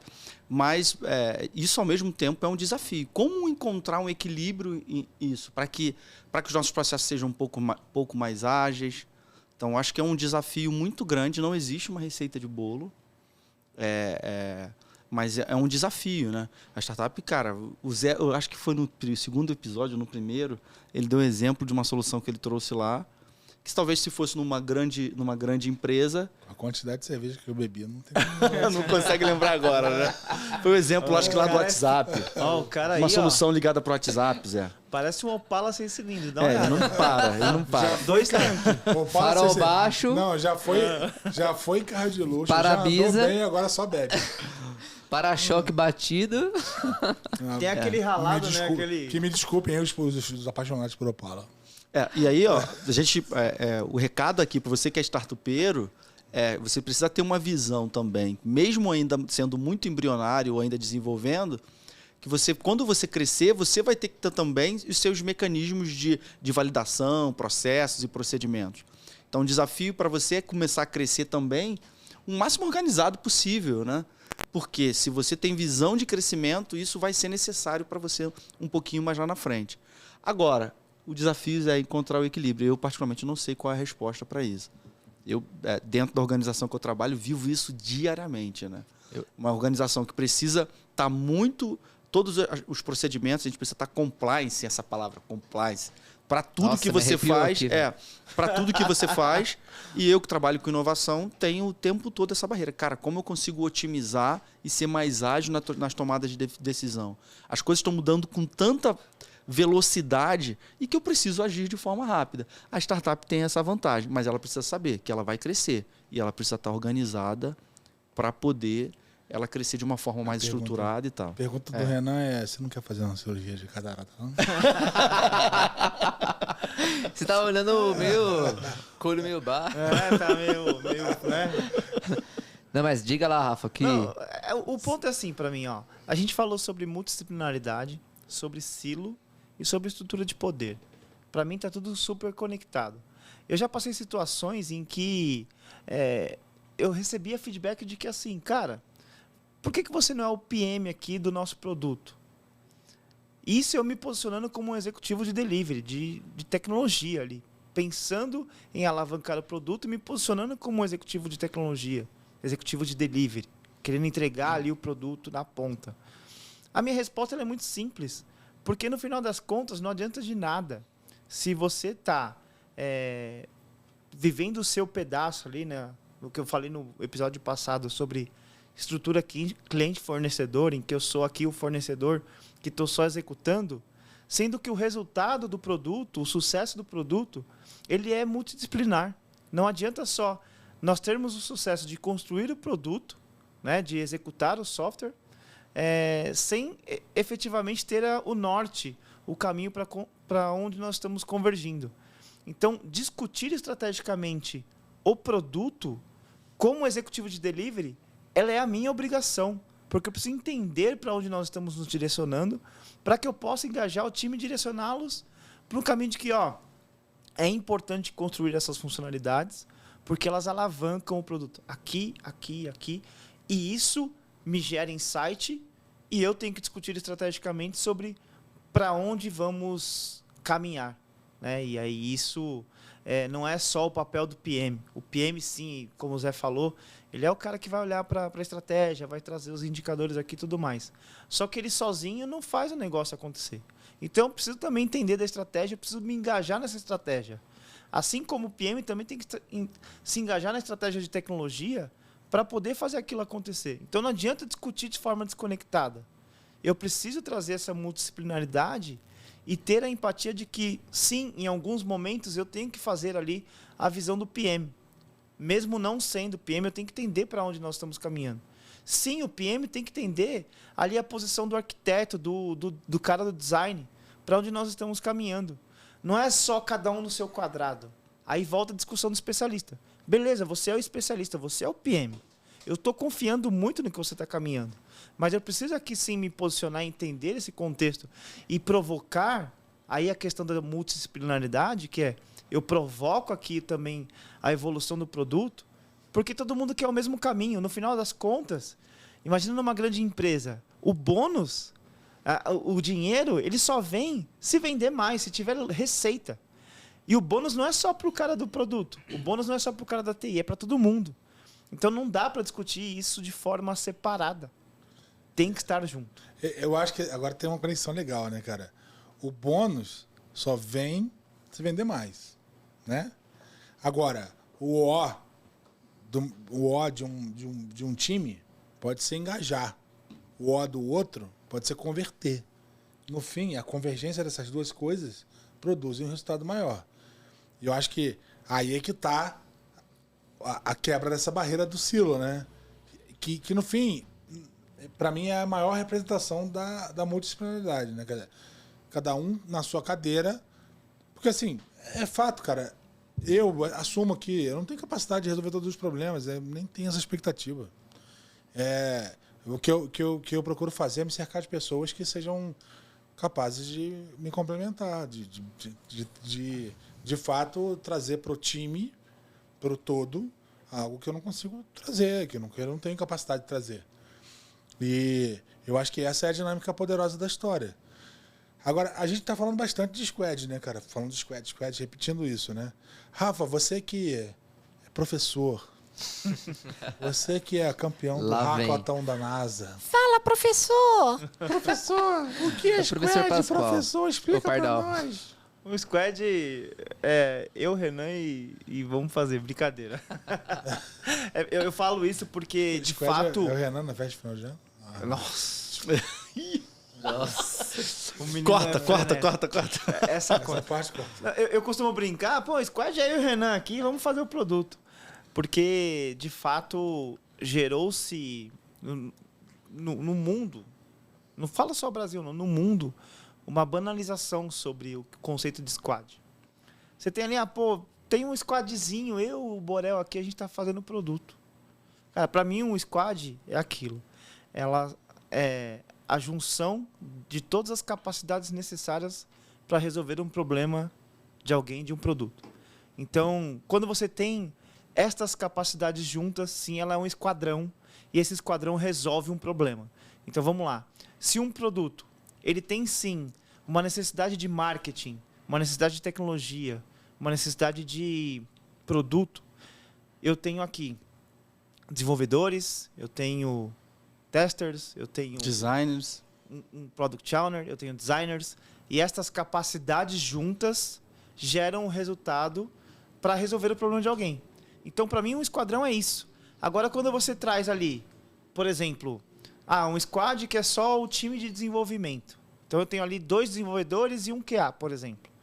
3 pessoas. E eu não tenho ali uma necessidade de resolver o problema da visão do cliente, da visão do produto. Então, falta essa capacidade. Então, não adianta de nada só discutir a execução, só o desenvolvimento.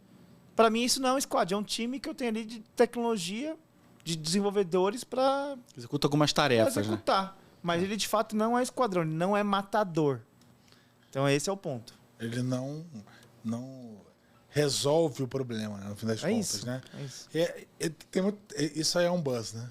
Esse é um buzz. E eu vou falar já, pelo horário eu posso aqui, depende da hora que você esteja assistindo. É uma putaria isso. É verdade. Puta que pariu. Agora eu rasguei. É um buzz. Eu não aguento mais. Eu tenho um squadzinho aqui, 2 pessoas. Ou um squad Eu achei de que você 15 dá uma de pessoas. Caio. Ou o squad de 15. O que você tá fazendo aí? Porra, 15, velho? Como que você Squad discute? part-time também, squad part-time. Como que você engaja Squad 15 part-time. pessoas? Aí vem o conceito que a gente sempre fala, e quero deixar aqui a palavra pro Zé, sobre a questão de confiança. Porque 15, cara, você não vai gerar confiança. Não adianta. É verdade, cara. Eu acho que tem uma coisa que é o buzz, né? todo mundo, puta, vou criar squad, vou criar tribo, que o Spotify faz assim, né? Atualmente o Spotify nem faz do mesmo jeito, né? Já se ajustou. Mas, no fim, qual é o conceito por trás disso, né, cara? Qual é o conceito disso? É um conceito de confiança. E você vê, isso permeia toda a nossa discussão. Comunicação, confiança, né? É importante que, quando você vai formar um time, você tem que aliviar ao máximo possível a capacidade cognitiva do time, liberar a capacidade cognitiva do time. Então é importante que, quando você vai separar o time, que, a comunicação não seja um problema, o propósito seja claro, é menos uma coisa para ele pensar, é menos uma coisa para o time ter que gastar ali fosfato com isso. E tem uma questão que Dunbar escreveu, cara, falando sobre construção de confiança. E ele fala que você consegue construir um círculo de confiança profunda que vai entre 5 e 8 pessoas no máximo. Então é sobre isso, gente. O que o Spotify colocou em prática, conceito de squad, numericamente, está lá entre 5, 8, às vezes 9 ou 10 pessoas, mas com alguma variação, está relacionado a isso. Você não é capaz de ter uma confiança profunda, isso é um conceito antropológico, inclusive, de mais do que 8 pessoas. Os caras estão sentados ao seu lado na mesa. E aí, daí para frente, você tem um conceito de confiança coletiva, uma tribo, um conceito de confiança mútua, que é uma business unit, por exemplo. É aí que está a distribuição das coisas, assim. E aí o aprendizado, né, também com os capítulos, né, também, onde tem pessoas com os mesmos perfis, onde podem trazer as experiências que eles têm ali, trocar, né? Exatamente, que é uma questão de padronização, às vezes uma questão de padronização. Hoje eu diria que, quando você tem um conjunto de squads complementando subseções ou grupos de funcionalidades ou subprodutos de uma plataforma maior, você tem essa construção de confiança. Quando você tem uma tribo, em geral, você tem uma entrega maior de um produto mais bem construído, olhando para o conceito geral. E essa amarração ela acontece muito relacionada a essa visão de confiança. Hoje, e o chapter, eu acho que o capítulo em si, né, ele está relacionado à cadeira. Porque se você tem 5, 10 times trabalhando em paralelo no mesmo produto, como que você garante padronização? Como que você garante que a interface vai ser a mesma? Que a lógica de implementação vai ser a mesma? Metodologia. Você precisa de um capítulo. Só que hoje, lembrando aquela coisa da necessidade da paixão, né? Eu acho que o problema que a gente está vivendo no mercado hoje, que é de uma escassez tremenda de gente, capítulo virou uma necessidade. E capítulo, hoje, chapter, é uma forma de você, inclusive, capacitar pessoas para ocupar aquela posição. Então, assim, eu inclusive entendo que, na minha visão, assim, tá falando hoje sobre esse assunto, sobre criação de produto, é uma necessidade para o mercado, da gente comunicar para as pessoas esse formato, porque os números estão aí. O mercado de tecnologia, ele desenha um colapso para os próximos 3 ou 4 anos. Então, cara, é importante falar disso, é importante falar desses conceitos profundamente, sem buzz, né? E tem um ponto que a gente não pode esquecer aqui, que em nenhum momento a gente falou, gente. E está falando de pessoas. E pessoas têm problemas, têm dificuldades. Então, além de todas essas competências técnicas, né, como a gente fala, vamos usar as palavras, o hard skills, né? A gente precisa também, como liderança, você que é um PM, você que lidera times, né, ou squads, ou o que for. Empatia. Trabalhar a empatia, conhecer as pessoas. Então, você tem a oportunidade de criar mecanismos para você conhecer do seu time, para você também trabalhar. Então, você não pode esquecer que você está trabalhando com gente. E gente tem dificuldades, gente tem problemas. E a gente precisa, além de todas arcabouço de coisas que a gente falou aqui, a gente precisa também precisa saber ter habilidade de lidar com as pessoas. Acho que é muito importante a gente também destacar isso, Zé. Eu acho que essa questão dos números de Dunbar, que está relacionada à construção de confiança, é importante para você entender, cara, por que eu crio um time de 5 a 8 pessoas para criar essa dinâmica de confiança. Também não adianta você ficar mudando o time toda hora e não olhar para a lei de Tuchman e entender que, cara, se você muda demais o seu time, ele vai ter uma curva de entrosamento, uma curva de compreensão, uma curva de alinhamento, uma curva de entendimento do posicionamento de cada um até ele começar a performar. Então, não queira performance num time que você mudou toda hora. Não queira confiança profunda num time que é grande demais. É meio que... É isso, né? É olhar para essas características e explorar o melhor delas, né? Para deixar o seu time trabalhar com uma mochila leve. Quando eu falo da capacidade cognitiva, é deixar a mochila leve. Ter o mínimo para pensar. Sim, meu objetivo é claro, eu tenho confiança no meu parceiro, eu tenho uma construção que me traz clareza de onde eu quero chegar, etc, etc. E, enfim, eu tenho focar no objetivo, focar no que eu preciso fazer, focar no que eu preciso, de fato, entregar. No fim da história, para mim, não adianta a gente ficar discutindo aqui frameworks, metodologias, porque tudo isso é sazonal. Quando a gente olha para a construção de tudo que a gente viveu no passado, o Zé é um cara mais vivido aí, o Borel pode falar. Mais rodado, né? Eu não posso falar muito, não. Eu sou mais velho que você, né, Zé? Você tinha metodologias. Então, Borel. Assim como a gente tem Mas hoje. você dança, bro. Desculpa, Rafa. Não, eu não podia perder essa. Cara, a gente tem que fazer os cortes também dessas zoações, né? Pra mim, assim, o final da história não adianta de nada a gente discutir aqui conceito de estribo, de squad, Scrum, Kanban, o que seja a ferramenta. Eu acho que o ponto, no final das contas, não é esse aqui para mim. O ponto que a gente está discutindo sobre time, sobre engajamento, sobre multidisciplinaridade, é sobre gerar valor, independente do que está por trás. E quando você traz isso à tona com o time, e você tem confiança, você tem empatia, e está fazendo tudo isso acontecer com o time, a ferramenta independe. Porque o time vai fazer acontecer. A partir do momento que você está aqui como liderança, ou como alguém que está ali preocupado com o produto, e está, de fato, construindo algo relevante para um cliente, com norte claro e tudo mais, se eu vou usar Scrum, se eu vou usar Kanban, se eu vou usar o conceito de Safe mais escalado, se eu vou usar o Lean Portfólio, que é uma visão mais ampla, se eu vou usar o KR, cara, tudo isso são ferramentas que te ajudam a habilitar. Eu sou o defensor das ferramentas. Óbvio que eu sou. O pessoal fala, pô, Rafael, você é do mundo ágil e tal. Cara, eu sou. Mas eu prego a agilidade na veia, aquela que está preocupada em gerar valor, em resolver problemas, não em defender metodologias, frameworks e por aí vai. O foco é o Perfeito. método ou o problema. Exato. Exato. É isso. Porra, sensacional. Puta papo do caramba aqui, pra não faltar palavra, né? Já que o Rafa falou palavrão, né? Pra economizar. Ô, Renan, você é de Osasco. Pode falar aí. Fala aí, mano. Pode mesmo? Pode. Pode falar humano aqui ou não? Pode. Fica ligeiro. Fica ligeiro, não. Porra, esse é o meu jargão, pô.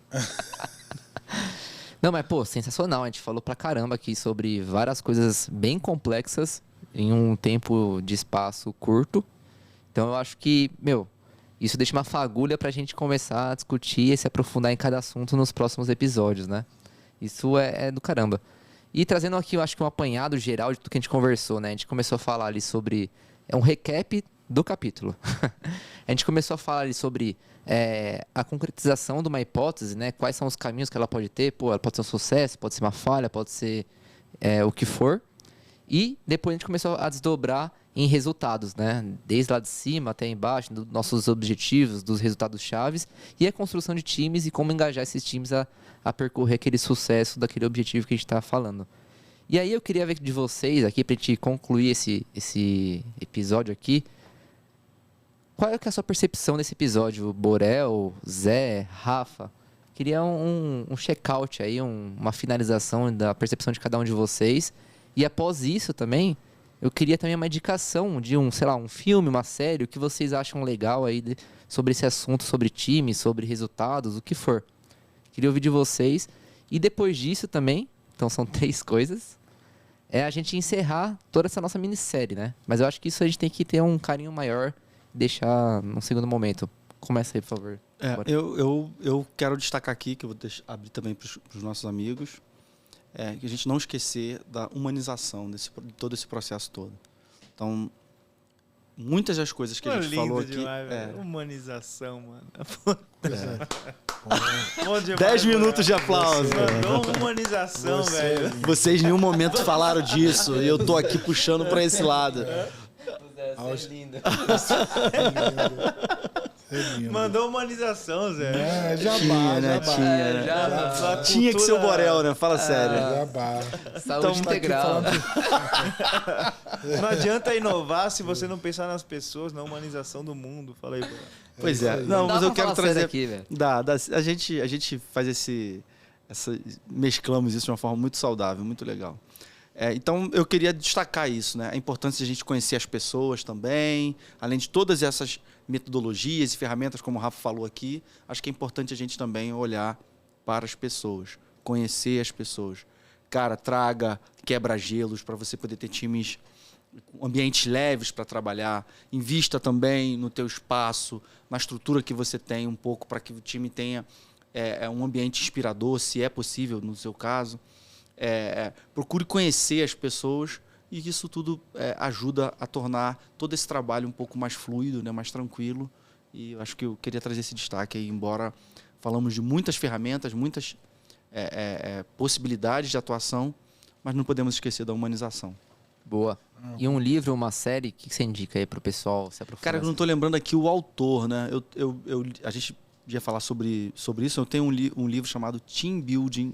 Eu não lembro uma capinha verde, eu não lembro o nome do autor, falha minha. Estou comendo muito queijo, como dizia minha avó, esquecendo das coisas. Mas o nome dele é Construindo Times Eficazes, Team Building, o nome. É um livro que eu indico, que eu tenho, que é muito interessante, me ajudou muito também nesse processo. Boa. Você, Zé? Bom, cara, eu acho que até corroborando um pouco com o que o Borel falou, a gente está falando sobre pessoas, né, gente? A gente constrói produtos de pessoas para pessoas. Clientes são pessoas? A gente usa... São pessoas. E o que eu sempre repito, né? Uma característica básica de qualquer negócio é que a gente tem investidores, pessoas. E clientes, pessoas. Interno e externo. E no meio disso, pessoas produzindo soluções para pessoas. Então é sobre isso. Por isso que a gente está falando tanto sobre confiança, por isso que a gente está falando tanto sobre ter objetivos claros, por isso que a gente está falando tanto sobre engajamento, por isso que a gente está falando tanto sobre recortes de time. Então, no fim das contas, é sobre pessoas, é sobre comunicação. Gente, não adianta, assim, voltando até o nosso último comentário no último episódio, né, falando sobre o executivo ninja que aparece lá, o executivo do ano e tal. Cara, ninguém faz nada sozinho. É importante que a gente olhe para o nosso time e entenda que, cara, isso aqui é uma fusão de capacidades e que essa fusão de capacidades nos inclui. E nós, como líderes, temos que de fato, estar conectados com isso, cara. E estar no dia a dia discutindo possibilidades, ações e movimentos. Isso é extremamente importante. Eu acho que uma recomendação de literatura que é um pouco fora do que, talvez, do que a gente esteja discutindo aqui, no aspecto de produto, um pouco mais do conceito de formação, né? Está mais para a cola do time de engenharia com o time de produto. É o Team Topology, do Matthew Skeleton, que é um livro que eu li recentemente, inclusive recomendo receber. Ele escreveu um artigo essa semana. Eu vi, eu inclusive compartilhei, Zé, estava muito bom. Foi de bola, garoto. Estava lindo. Falei que você é lindo. É uma recomendação, realmente o livro é interessante. Ele trata muito do aspecto de, cara, como construir um futuro ainda tendo um legado, tendo algo que é uma amarra, né? Sua amarra com o presente, né? Como construir um futuro ainda amarrado com o presente. Ou seja, como lidar com essas duas realidades.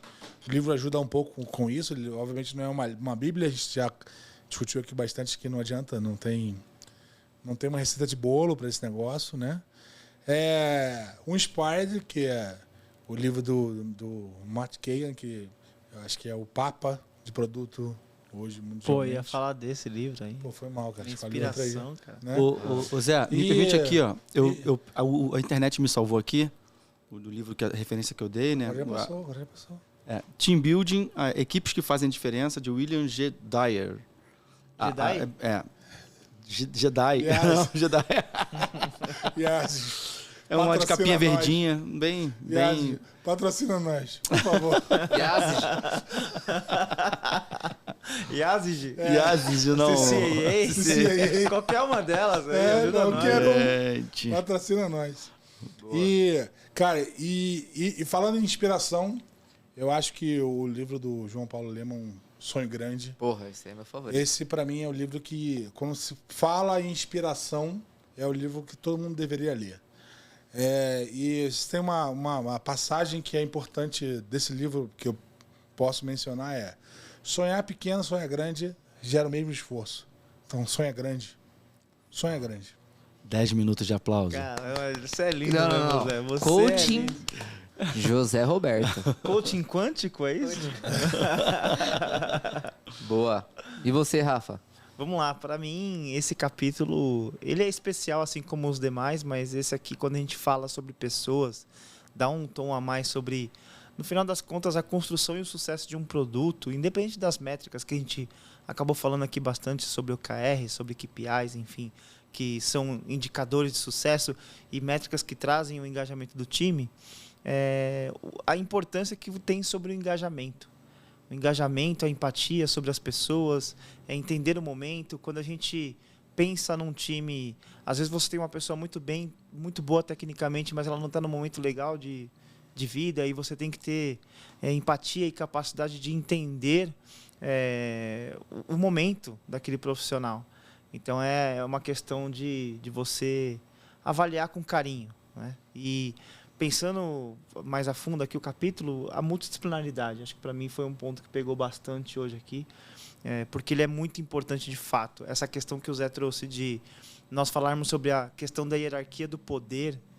Galera, isso tem que morrer. Se você é um gestor, deixa os seus colaboradores voarem. Porque um grande indicador que eu sempre me preocupo como gestor é turnover. O quanto que o meu time está gerando de turnover. Se tem um turnover alto, mesmo que são colaboradores indiretos, quando você tem ali um modelo de contratação body shop, alguma coisa que você tem, depende do parceiro, é preocupante. Porque, de certa forma, por mais que o mercado está aquecido, você está fazendo movimento.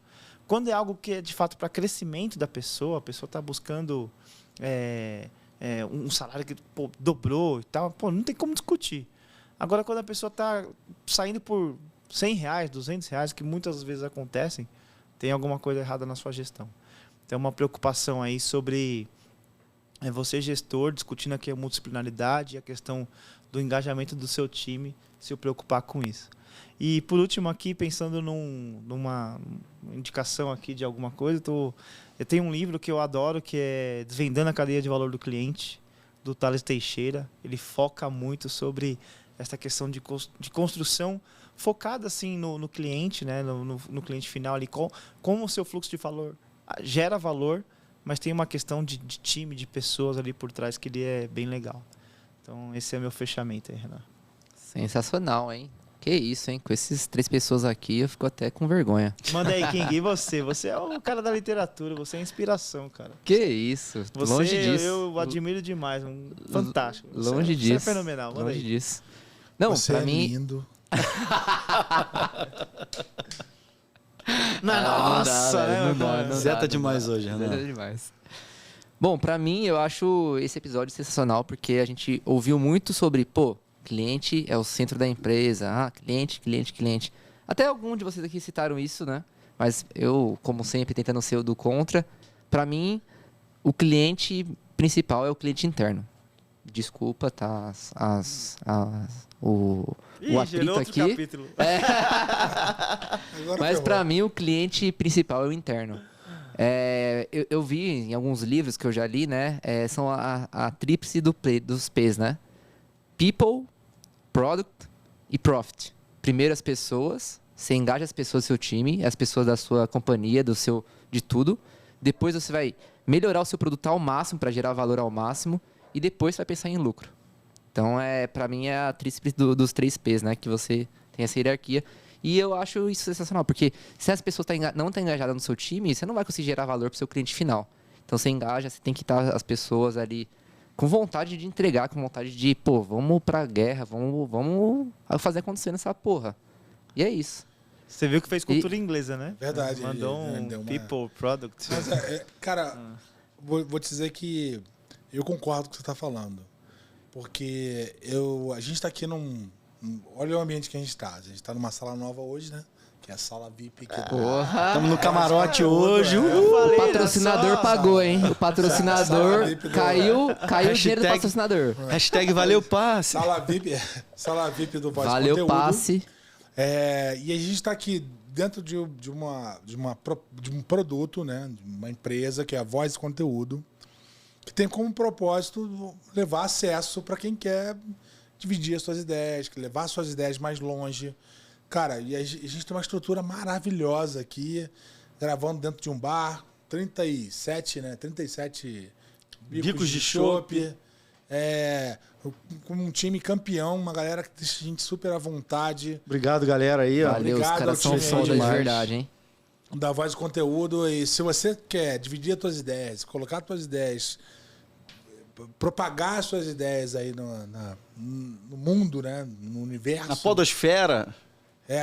Voz do Conteúdo é o lugar que vai te dar acesso, né? E eu digo o seguinte, eu sou um comprador, assim, desse conceito. Que eu vejo a paixão que essa galera trabalha aqui. Ajudando a gente começou a gravar, nós estamos no 4º episódio hoje, desde o primeiro, dando suporte pra gente, uma paixão tremenda. E eu, quando vim aqui a primeira vez, conversar com o Passe, para olhar o negócio, entender o negócio, fiquei apaixonado e muito dividindo a paixão dele. Então, cara, esse negócio é realmente algo que contamina. Então, no fim das contas, cara, se você consegue reunir um grupo de pessoas em torno da sua ideia, apaixonadas pela sua ideia, cara, você tem algo poderoso. E isso tem que ser explorado, né? Então, mais uma vez, meu agradecimento aqui ao pessoal da Voz do Conteúdo e corroborando com a sua ideia, de fato. Olhando para esses caras, eu vejo o quanto é importante que cada um que faz parte desse organismo, a paixão que cada um tem para esse processo, para esse formato, por entregar esse produto, né? No fim das contas. Parabéns aí. Show de bola, hein, pessoal? Bom demais. Valeu. Eu acho que só pra encerrar aqui, a gente encerra essa nossa minissérie de 4 episódios. Ô, louco, hein? Uma longa jornada até aqui. A gente falou sobre o quê? Sobre produto, sobre problema, sobre várias coisas, mercado, público-alvo, solução, ideação, hipótese, times, pessoas, engajamento, propósito. Várias coisas que a gente consegue o quê? Aprofundar cada vez mais em cada assunto que a gente escolher, né? Então, é um mundo enorme pra gente trabalhar, pra gente conversar, pra gente discutir, pra gente evoluir, pra gente entregar valor total. E eu acho que fica aqui, né, como próximos passos, as pessoas ficarem o quê? Ficarem ligeiras nas nossas redes sociais, nos nossos próximos eventos que a gente vai acontecer, nossos próximos conteúdos, que eu acho que vai vir muita coisa boa por aí, né? Eu acho que só para encerrar essa minissérie, eu queria ouvir uma frase simples e rápida de cada um aqui, 1 minutinho. Pode começar aí, por favor, Burel. Gente, obrigado. Estou feliz mais uma vez de estar aqui dividindo com vocês. Contem com a gente. Podem chamar a gente para conversar. Procura a gente nas redes sociais. Meu Instagram e LinkedIn é Wellington Borel. Muito feliz que também ontem voltei com as minhas mentorias. Estou escutando algumas ideias. De forma gratuita, tenho ajudado as pessoas a tangibilizar, começar a tirar as coisas do papel, né? É muito bom poder ajudar as pessoas. E o nosso propósito também aqui é esse, né, Zé? De a gente conseguir ajudar as pessoas que não sabem nem como começar. Às vezes está numa grande empresa, quer ajudar num processo de transformação, Cara, isso está disponível. Quanta coisa legal a gente está falando aqui. Então, um abraço aí para todo mundo. É um prazer enorme dividir a mesa com vocês.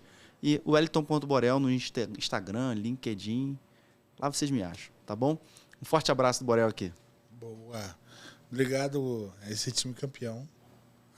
Acho que a gente aqui tem uma complementariedade muito grande, né? Você é lindo, Zé. Você também.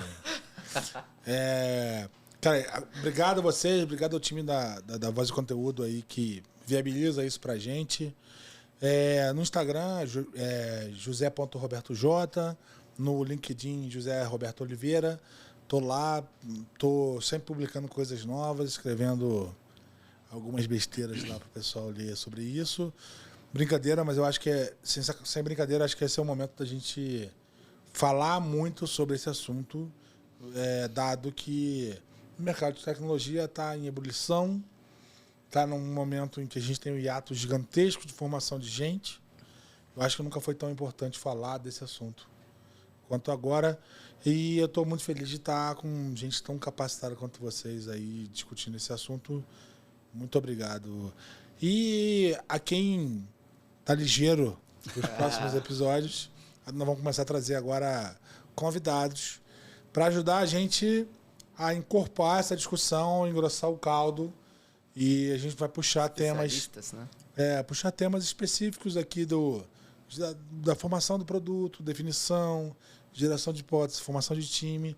Nós vamos pensar especialistas aí das grandes skill apps, enfim, vamos trazer gente para ajudar a gente a engrossar esse caldo e falar desse assunto que é tão prazeroso. Tão gostoso. Gostosinho. Boa, Gostou do... Concluindo essa minissérie aqui, reforçando o que o Borel falou sobre as questões de mentoria, o pessoal me pergunta, por que vocês estão gravando? E para mim, de fato, de coração, primeiro, juntar a galera, que acho que virou um prazer enorme de a gente discutir sobre algo que a gente tem tanta tesão de falar de fato. E a gente vê esse movimento de mercado, de crescimento, em que a gente enxergou uma oportunidade de colaborar com o ecossistema. Pessoas que estão chegando agora no mundo de produto digital, querendo entender como funciona um fluxo de produto, estratégia de descoberta, estratégia de construção, de times, o que seja. Então aqui a gente está abordando uma série de assuntos que a gente entende que vai sim, de fato, impactar o ecossistema, o que vai ajudar. Então a grande ambição aqui, se falar do propósito aqui do produto piloto, para mim é nesta linha, assim, sobre o quanto a gente pode impactar o ecossistema discutindo temas relevantes e tão atuais como a gente está falando, de novo, tirando a questão de metodologias, frameworks e discutindo, de fato, geração de valor, né? Recortando aqui. Isso. Os meus agradecimentos especiais hoje, como sempre, eu trago algo inusitado. Vou agradecer a galera do Saideira Futsal, que fala, eu assisto você lá no podcast, você não manda um salve pra galera. Então, Saideira Futsal moldou o meu caráter. Paga a breja, Saideira. O Saideira molda caráter. Você pode ir lá sábado às 8 horas da manhã, Pioneiros Futsal em São Mateus, na Zona Leste. Os caras Nunca lá fui chamado, hein? são sensacionais. Pode encostar, cara. Ali é resenha da boa. E a minha família sempre, e essa galera que sensacional, que faz isso aqui acontecer. No correria que a gente tem no dia a dia, ainda conseguir aqui se juntar e discutir algo tão legal, tomar uma cerveja boa, resenhar e gerar valor, para mim isso está conectado com o meu propósito. Então, E o seu LinkedIn e seu Instagram? vamos lá. LinkedIn, Rafael Mazaro, e o meu Instagram, Mazaro Rafael, óbvio. Bom demais. Fechou, o pessoal tá aqui tacando pedra aqui na gente já, né? A gente estendeu hoje aqui Horário. o horário, né, meu? Mas, obrigado mesmo, um abraço. Eu sou o Renan Cap, no LinkedIn, Renan Cap também, _ no Instagram, com 2 P's. É isso. Valeu, pessoal. Um abraço. Forte abraço, galera. Falou, gente. Boa noite.